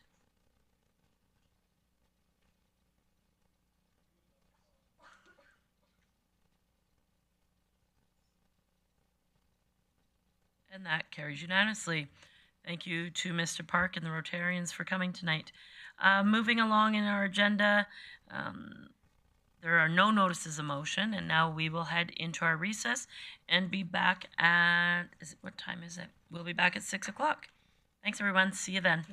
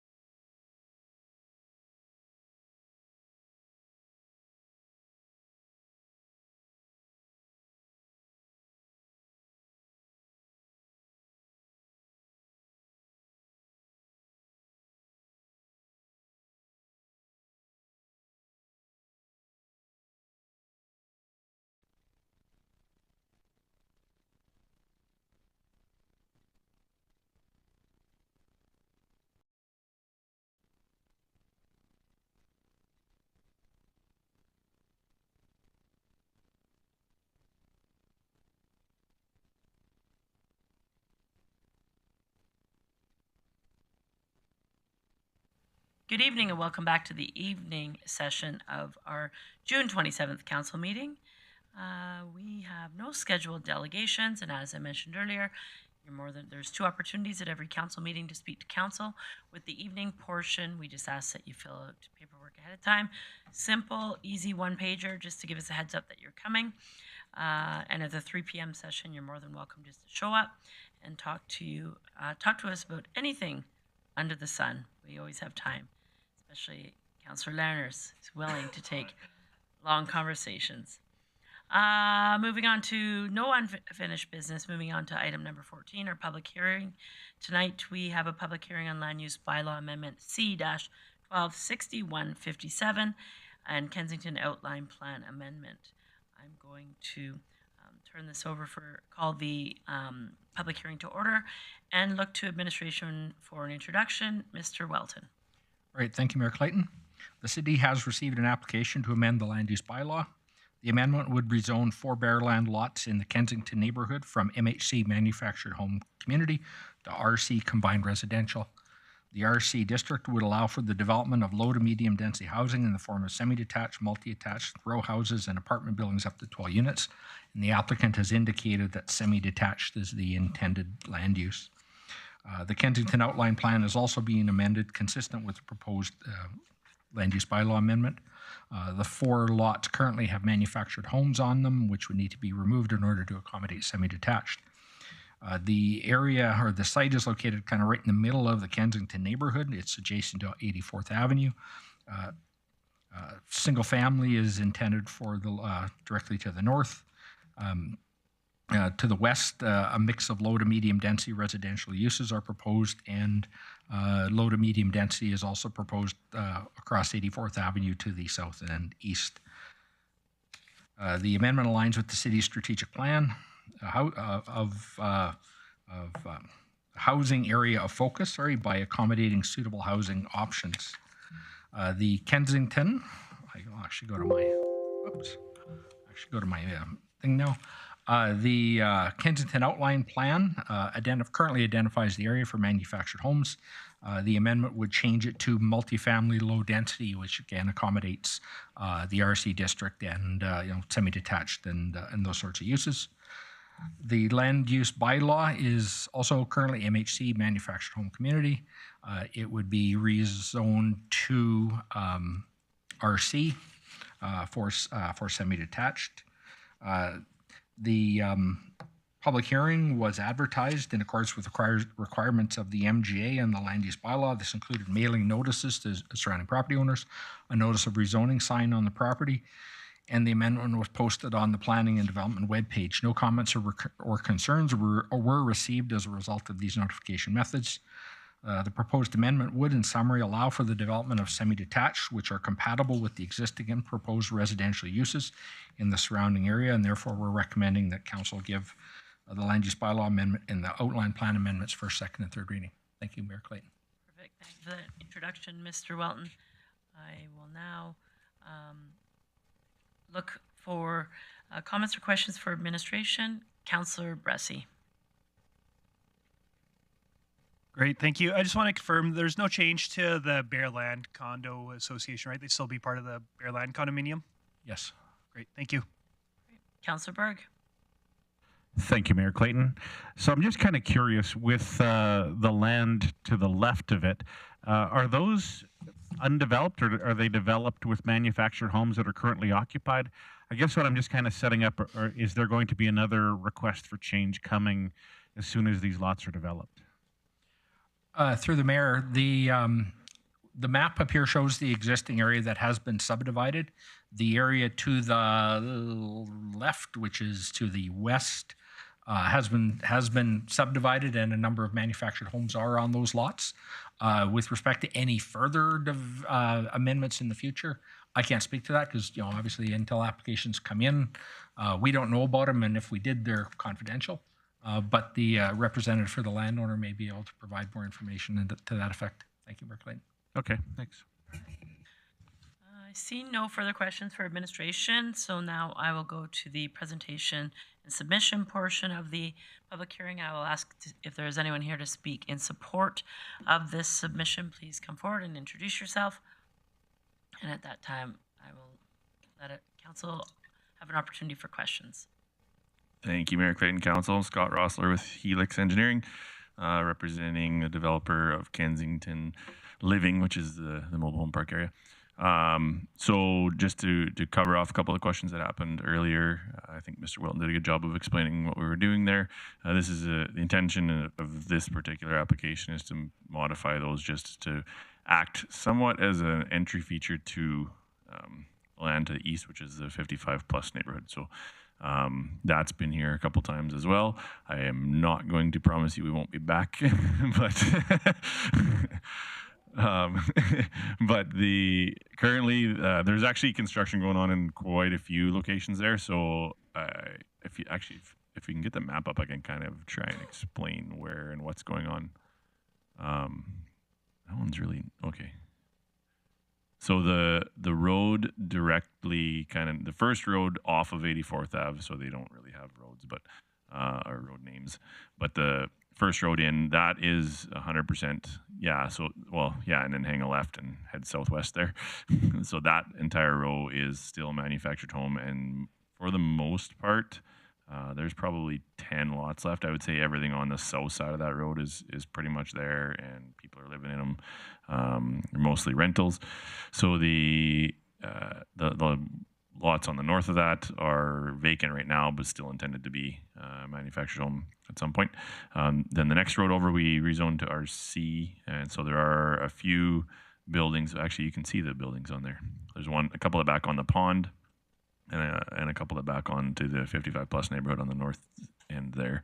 And yeah, so those are semi-detached duplexes with 3-car garages on them. So well, actually one of them sold already, so they're getting a little bit of action out of that. And the red area, the biggest reason we're doing this is we've changed the entrance to the 55 plus to, we're going to start on this end instead of the other end now.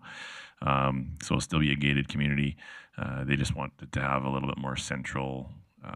There's a community center and whatnot, and they wanted, rather than having the two communities completely separate, they wanted to have an entrance and an office and a sales area there. So currently the intention is to build a little bit of a show home there so that people understand what they're getting into at 55 plus. And in order to do that, we need the rezoning. So. All right. I have a few people in the queue. Councillor O'Connor. Thank you, Mayor Clayton. Thank you, Mr. Rossler. How are you doing today? I'm assuming that the blank spot straight northwest of there is the community center and spare parking, correct, from the last time you did? Correct. Currently, that's just a parking lot, and there's actually a garage kind of in the northeast corner of there. Hasn't been 100% commitment to a community center. It's in kind of the back, back burner. If everything works out well and the way that they want it to, I think that would be the plan, but nothing's been subdivided for it or anything yet. They just want all their amenities to be kind of centralized. So the park's over there. There's a parking lot there that provides parking for other visitors and residents as well. So it makes a lot of sense to have this kind of be the first entrance into the 55 plus. So. Okay, thank you. Thanks for that. Councillor Bressie. Great, thank you. I'm just curious, the 55 plus, is that a Bearland condo as well? Yeah. And are the two communities separate condo associations? Yes, separate condo associations. So with switching over to the entrance to one condo association is going through another condo association, just what steps have been taken that we're not going to have to navigate conflict between those two condo associations in the future? Separating them as much. They were always intended to be connected. So we're just doing the second connection first now. So there's access easements and whatnot that have to go into place across these. So the main entrance for the 55 plus will be further east, but adjacent to commercial, and there's a lot of discussion around land, the commercial land and what's going in there. So he's got a couple pending deals on that, and I think once I mean, if market conditions allow, I mean, I think we'd see the 55 plus build out fairly quickly. He's got some commitment from builders and things in there, so that's the intention. Great. So if I'm hearing you right, you're not changing what's the main entrance of this 55 plus community, you're just changing which one you're building first. Correct. We've always had kind of both of them too. We did the secondary access to the 55 plus that originally was on the north end of so it would actually require more driving through.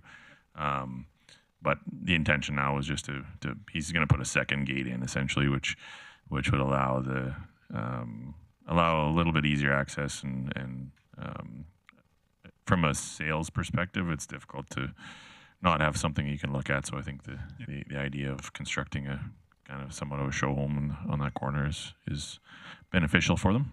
Yep. Great. Thank you. Thanks for that. Councillor Bosch. Thank you, Mayor Clayton. Hi, how are you? Just so that you can give me some more information so I have an idea of what's happening over there. You said the mobile homes are on the south side. Now, are these like mobile homes, what they used to call like trailers, or manufactured homes? Which is kind of the same thing. You know, which one is it? Which word would you like me to use? Technically they're manufactured homes they're constructed off site, brought in, stuck on piles, and so, but they're all brand new. So they're actually quite nice inside. But you're also talking manufactured homes that are brought in as well, right? That same thing. They're all the same. So he's not talking modular homes, if that's what you're referring That's what I'm talking about. Manufactured homes and trailers are the same thing. Oh, okay. I was thinking modular homes in there too. Okay, no. All anything that's zoned to MHC is a manufactured home, so shipped in on a trailer, and they literally drive it onto the lot and put it on piles. But modular homes, you do the same thing. You drive it in a lot. Yeah, to some degree. Modular homes, a lot of times they build foundations on site and then plunk the house on top of that. Okay. But there are none of those out there. Everything else is stick built, so it's basically a house. Okay. They're just duplexes or semi-detached. Okay, thanks for clearing that up. All right, Councillor O'Toole. Thank you very much. I'm looking at that map that you had on there, and there was a area of water there. Is that the railroad crossing there? Sorry. In the bottom corner, right there. Yeah. Ultimately, in the future, at some point when I'm probably not here, I don't know. That'll be a ways off. You're going to let somebody else do that one? The question I'm asking is, how many crossings are you expecting to have in that subdivision? Rail crossings? Yes. That'll be the only one. That'll be the only one, eh? Yeah, everything to the north. So the storm pond, obviously there's nothing there, and then everything. The rail actually acts as a bit of a separation between the manufactured home, the 55 plus, and the commercial, and the industrial on the other side of the tracks. So a timeline like that could be 5 years, 10 years? Could be. I don't think there's been any activity west of the tracks. Okay. So I don't think there's even outline plans or anything done. So not to say that couldn't happen, but at some point when that does, then the road currently is only constructed to the access there. So to the east side of the pond. So that the piece directly south of the pond is not built yet. Okay. So thank you very much for that information. Perfect. I see no further questions in the queue, so thank you for coming tonight. Yep. I will just see if there's anyone else here or no one online. I'll ask a second time if there's anyone here to speak in support of this submission. And a third time, if there is anyone here to speak in support of the submission. Councillor Thiessen, do you have something before I go to business arising? All right. I will now see if there's anyone here or online to speak in opposition of this submission. Nobody in the chambers. There's no one online. I'll ask a second time. Anyone choosing to speak in opposition of this submission, please come forward now. And a third time to see if there's anyone here to speak in opposition of this submission. I will now close the public hearing, look to business arising, and go to Councillor Thiessen. Thank you very much, Mayor Clayton. I would move that Council give first reading to Bylaw C-1260-157, being an amendment to the Land Use Bylaw. Thank you. That motion's in order. No discussion or debate on first reading. Call the question. Please vote.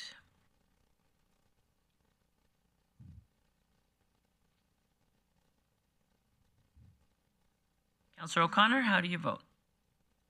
I'm in favor. Councillor O'Connor in favor. That carries unanimously. Councillor Thiessen.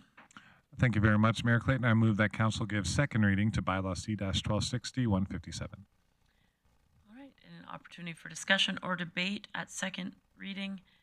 Seeing no one in the queue, I will call the question. Please vote. Councillor O'Connor? Councillor O'Connor in favor.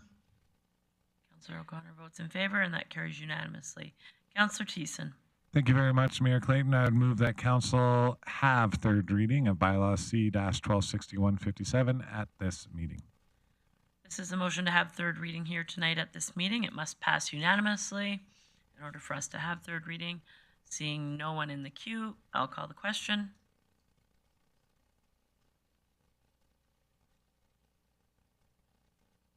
Councillor O'Connor in favor. Councillor O'Connor votes in favor, and that carries unanimously. Councillor Thiessen. Thank you very much, Mayor Clayton. I would move that council give third reading to Bylaw 12-60-157, an amendment to the land use bylaw.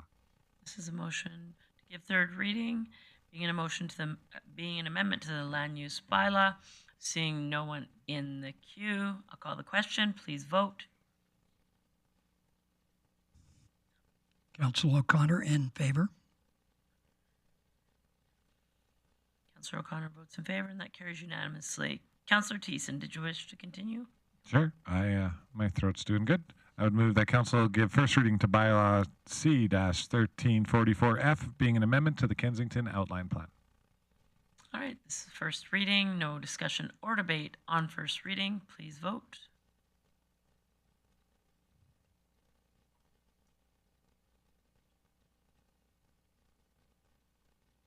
Councillor O'Connor in favor. Councillor O'Connor votes in favor, and Councillor O'Toole, how do you vote?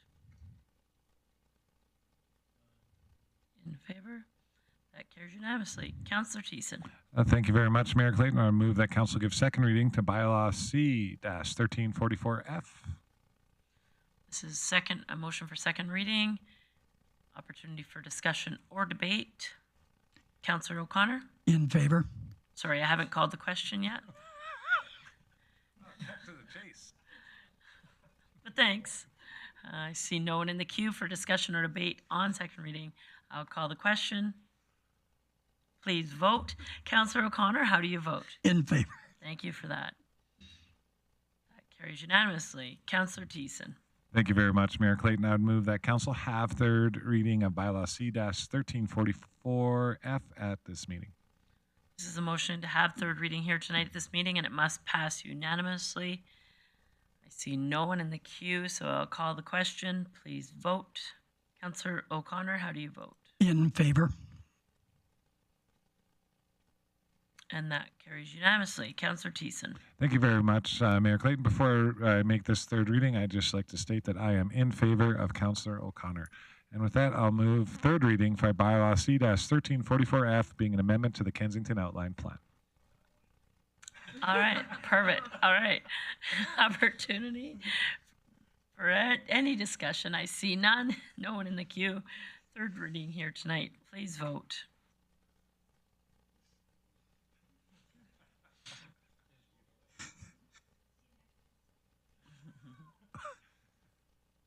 O'Connor in favor. Councillor O'Connor votes in favor, and that carries unanimously.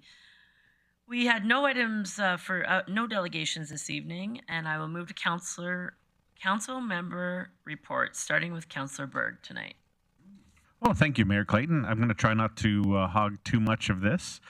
Attended the airport stakeholder meeting, and that was the first time that I'd had an opportunity to do that. And from what I understand, they review every 5 years, and so it was quite fascinating to project what our city may do in 20, 40, 50 years and how that can adjust over time. And so just from a new councillor standpoint, I was quite fascinated by the process and quite intrigued by it. So a good learning exercise there. The city of Grande Prairie had a huge staff barbecue at the Dave Bar Arena, and I loved attending that. I got to be the chip passer-outer guy, and so I had somewhat of a role there. But one of the things that I absolutely loved was seeing the variety of people that attended. You'd see work vests, you'd see people in suits. It was just great to see community again. And one of the comments that had come out of it, talking to somebody in HR, is, she hires so many of these people and then she doesn't see them again. And, when you're hiring somebody, you're making some kind of connection. And so she seemed quite pleased to see these people again in their jobs and in their roles. So great event all the way around. Thanks to the city staff for putting on an excellent barbecue and all the councilors that had shown up. And again, not to hog everything on here, I'll just skip down to International Paper. We had a tour and conversation with them around some of their wins, but also some of their struggles and how we can advocate for them as a city to help them advance their business in these challenging times of supply chain. So that's just a handful of the things that I've attended since last council meeting. So thank you, Mayor Clayton. Thanks, Councillor Berg. Councillor Lerners.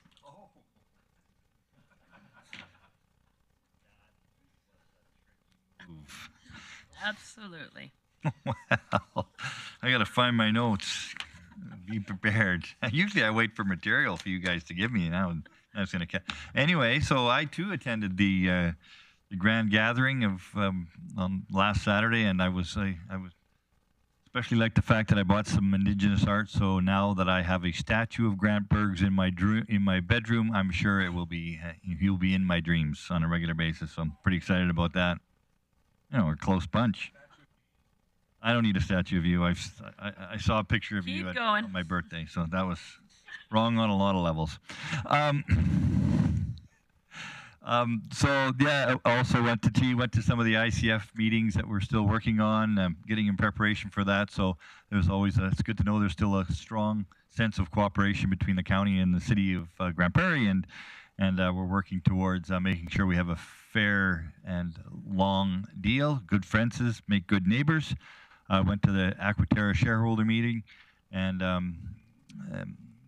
that will hopefully result in some great results and for that organization. And again, went to the staff barbecue and appreciated all the staff, and sat with Councillor O'Connor and asked everybody where they worked and what they did, and so you got a little snippet of everybody. So it was good. It was a nice lunch. So thank you for that. I'll just leave it at that. Thanks. All right, Councillor Blackmore.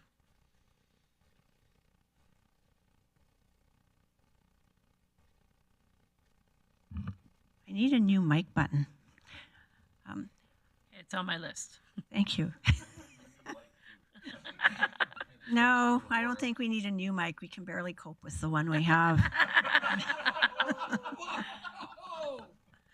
So it seems like June is the month of annual general meetings for a lot of different organizations. So I did attend Aquaterra AGM and also Grande Prairie Regional Tourism AGM, which was held at Cluskin Hills. They have a really nice little museum at Cluskin Hills. If any of you get a chance to stop by and have a look around there, it was nice. I also attended the staff barbecue, the Invest GP Health and Wellness Services Mixer, and I was pleased to attend the Grand Ball, which was the Grande Prairie Friendship Center's first inaugural large fundraiser. Happy to say it was well attended and they did a great job and they raised lots of dollars. So that's excellent. And I will be out of the city this weekend, so I will not be able to be here for Canada Day. So I'd like to wish everyone a happy Canada Day in advance. Please enjoy the fireworks. It's always my favorite part of Canada Day, and I will not be here. So that's all for me, Mayor Clayton. All right, thanks for that. Councillor Bressie. Great, thank you, Mayor Clayton. I spent 10 of the last 14 days out of town as part of my duties with Alberta municipalities. I got to go to a municipal governance committee. I got to go to a board meeting, got to go to a meeting with the RMA board, which was great. But most of my traveling was to go to municipal leaders caucuses across the province as far away as Medicine Hat. So it was great to hear from other councils from across Alberta, hear what they're dealing with, what some of the fun things and some of the challenging things they're doing are, get tours of all their cities. I think The coolest thing I stumbled upon, though, is I bought the Children's Guide to Medicine Hat, where they had local kids wrote and drew all about their city. When you walk in the art center, the first thing you see coming out of the parkade is some of these paintings of kids' art showing what their city's like. And they asked, there's some great quotes in here of kids explaining their city. One of my favorite is a kid just wrote, "Check it out. This place is called Airplane Land," for the airport. There's also a kid that talks about the solar panels. They're for cooking. Oh no, there's Gather the Sun. It's a really cute thing, and I don't know, maybe there's a group someday that will want to do a children's guide to Grande Prairie, because I think it's cool to see a community through the eyes of its littlest residents. So that was my favorite find on my journeys. Two local things I got to do is last night I got to attend a youth advisory council meeting. We took them for a tour of the undersides of the Eastlink Center, the community knowledge campus, which is, I always learn something new every time I'm below there. Yesterday I saw the really cool and kind of scary powerful machine that makes waves in the flow rider. And I got to see the disgusting hair catchers. We have 6 of them, if I'm remembering right. And just, yeah. And Mr. Miller, just want to give in a special thank you to Angela and Sean, who took time out of their Sunday evening to give our young members of council a walk through there. They really appreciated it. And then our meeting itself, we learned about youth CBYF, Canadians Building Youth Futures, which is doing some cool things in town. So youth council met with CBYF, and that was kind of cool to see. The other local thing that I got to attend was with Councillor O'Toole. We were at a police advisory committee. And it was a really good meeting because Superintendent Brockman from K Division attended the meeting to chat with us. He's in charge of staffing and training for the division. And the reason he wanted to come to the meeting is because council recalled that we put length of service of Grande Prairie members in the annual performance plan. So he came to ask a little bit, learn a bit more why we saw that as a priority in the community, share some of the things K Division is working on to expand the length of tenure here.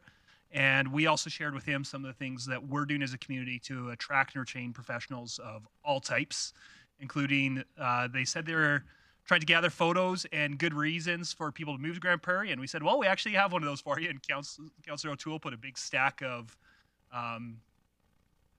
Grande Prairie relocation guides into Peter's hands. And so it was a good conversation about just not only was what K Division working on, but also saying us as a community, we want to roll up our sleeves and help them get and keep members here if we can. So that was a very worthwhile conversation, and I'm glad to see that for our local command, and it appears for K Division, extending the tenure here in Grande Prairie seems to be a priority.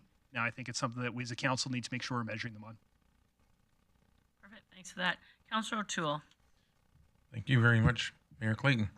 I attended the Combative Sports Alberta meeting last week, and with that, there was just reports going on. There is not a lot of combative sports taking place at this point right now, but there seems to be some questions and lots of asking. One of the things that come out of the conversation was it looks like Alberta may form a provincial body of combative sports.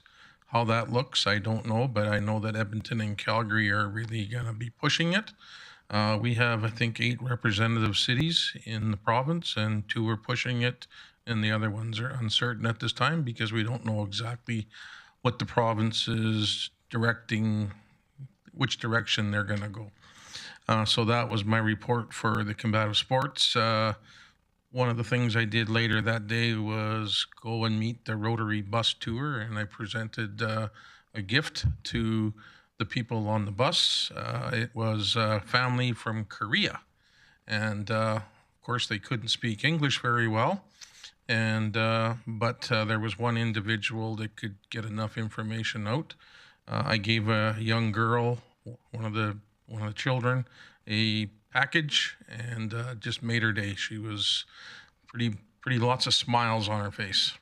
On the 24th, I attended the chamber mixer. It was at the Pomeroy, and as far as chamber mixers go, I think I spoke to everyone in the room and had good conversation, a lot of positivity in the air.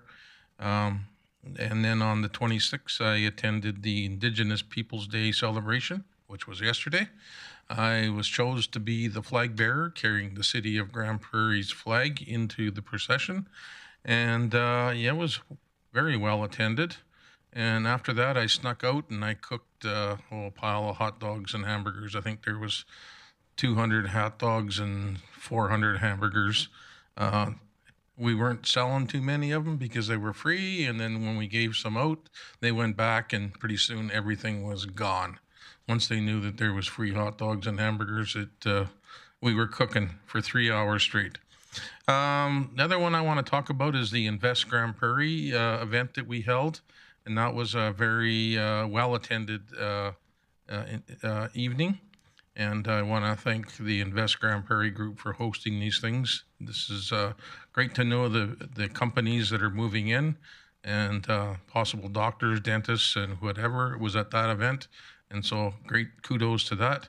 And the last thing I'll talk about once again is the Grand Gathering Gala. I thought that was a great event. And I'll leave it at that. It was very well attended, and I think they got some fundraising out of that, so that'll go good. Got one more, and that is the Friendship Center Healing Center grand opening. There's Healing Gardens. What a great place. And I think that'll be very successful for the Friendship Center. They'll be able to grow their own herbs and medicines that they require for the healing, and they'll have their own garden there. So positive things happening, and I'm glad to support it. And there was a lot of people that I know that were there, and they're supporting it. So, and that will be my report. Thanks for that, Councillor O'Toole. Councillor Bosch. Thank you, Mayor Clayton. I attended another stormwater utility consultation the city has hosted, and I urge residents to look into that, look at what potentially two different models look like for our residents and commercial businesses. Additionally, went to the Regional Recreation Committee out in the county, and we discussed some of the results of the survey that has been compiled over regarding regional recreation and culture. So that was a great meeting. That should be out here shortly, I believe. The airport was cool for me. I hadn't been on the backside of the airport where all the offices are. I felt pretty important there, but that's pretty cool. The CAB meeting attended and Invest GP. I have to say it was my first time attending the staff appreciation barbecue, and probably, since COVID has dissipated, it's a long time coming that people got together again. So like what some of the other councillors said, it was great to see everyone there. So many faces I don't know. You have that many staff members, and it's a job in itself to get to know them all. So hopefully over the years I can get to know many. Of course, the Grand Gathering Gala, I know everybody else has talked about that, but to go to a function like that, for a not-for-profit organization to have the chutzpah to put something like that on, I commend them for that. It was well done. One thing that was super fun for me, aside of getting poured on with rain, but the Lemonade Day here in Grande Prairie was fantastic. Now that's a Northern Alberta-wide initiative, and so you have all these young entrepreneurs out there selling lemonade, and some of them were painting rocks and photos to upsell, and I bought everything because you just have to.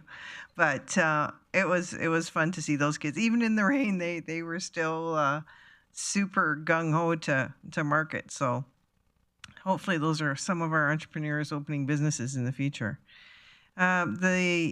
Along with Councillor Blackmore, attended the Regional Tourism AGM, Aquaterra AGM, and the Sport Connection AGM. So it was a busy couple weeks. So thank you. Thanks for that. Councillor O'Connor. Thank you, Mayor Clayton. It's been an extremely busy couple of weeks, and I attended, as they've mentioned, Stormwater Utility, Invest GP Mixer, Recreation Culture Strategy Workshop, International Paper. But the highlights for me were three, and one was attending the with Councillor Thiessen, was the community orchard in Highland Park, and that was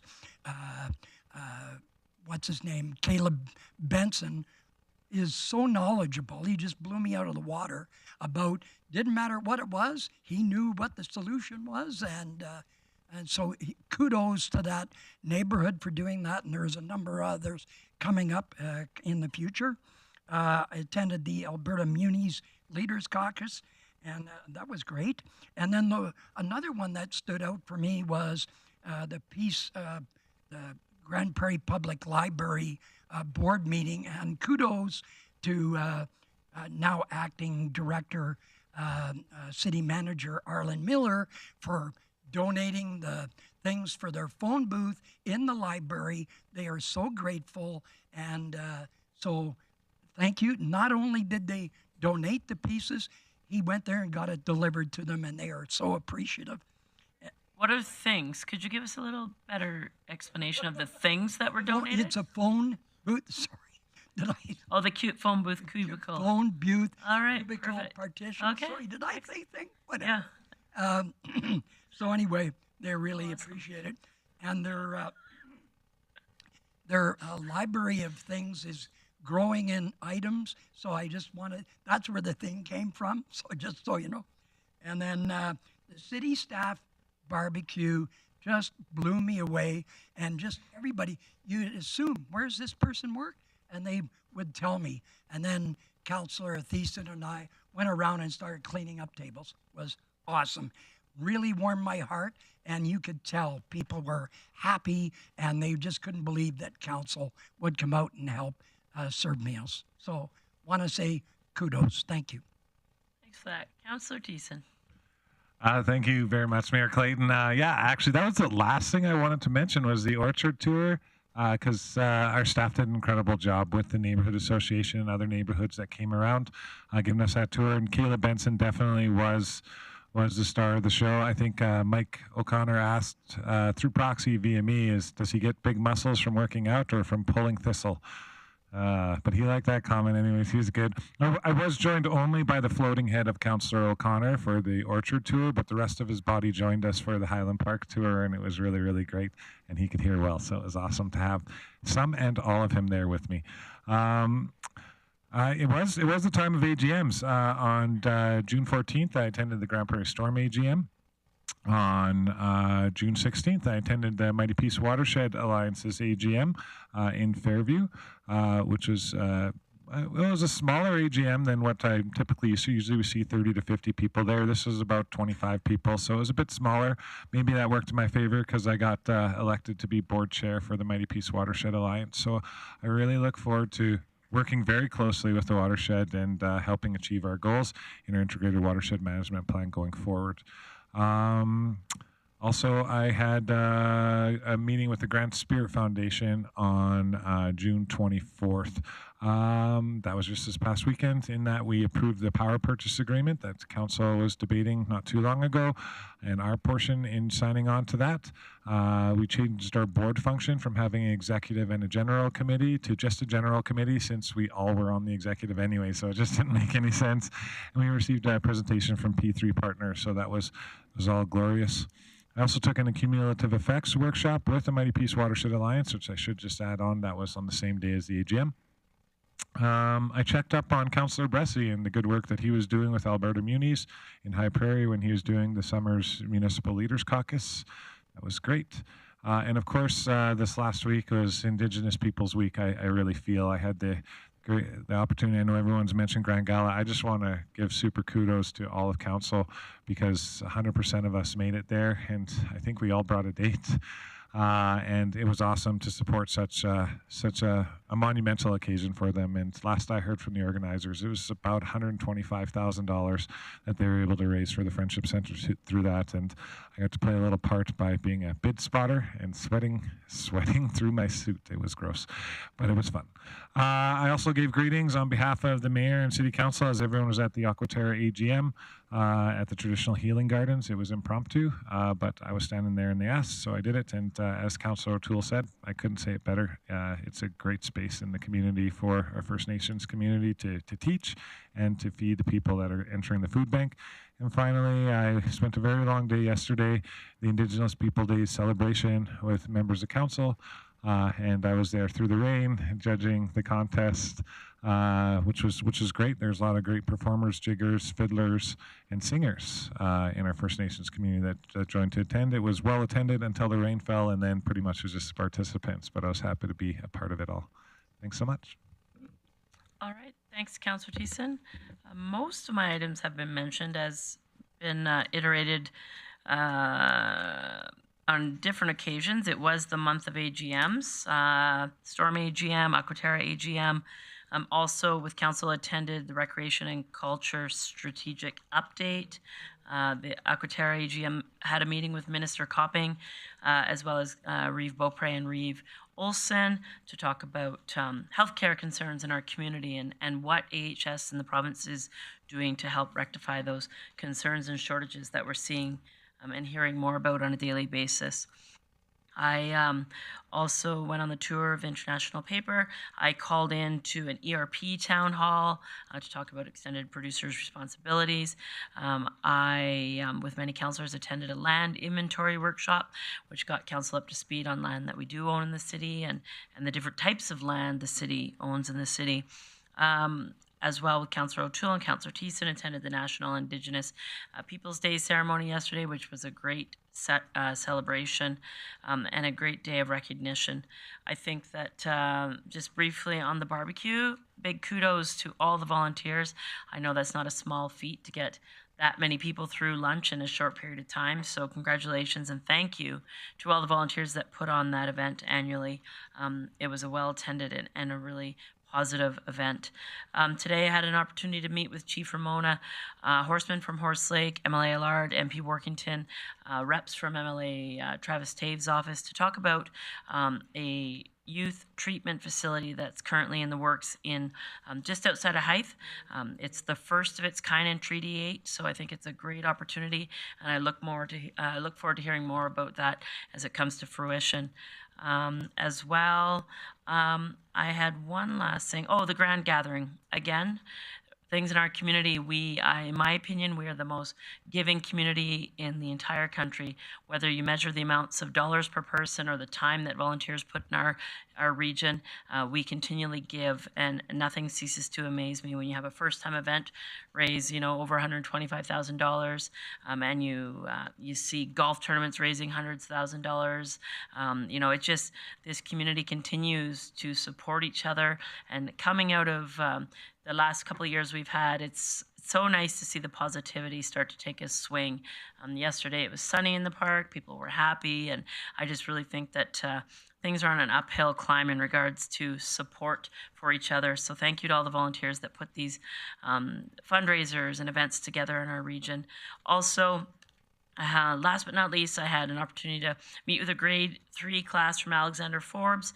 One of the students there wrote me a letter, and I had said, well, rather than me writing back, let's just go see the class. So it was a great opportunity. Usually it's the grade 5, 6s that we have a chance to speak to, but grade 3 was very different, and they, like many people, were a little confused on what our responsibilities were, but they definitely want to know more about flying cars and when we're going to approve those. And it was a great sort of day as school winds down, to be able to spend some time with some younger people in our community. So thank you, everyone. Great meeting, and we'll see you again soon. Good night.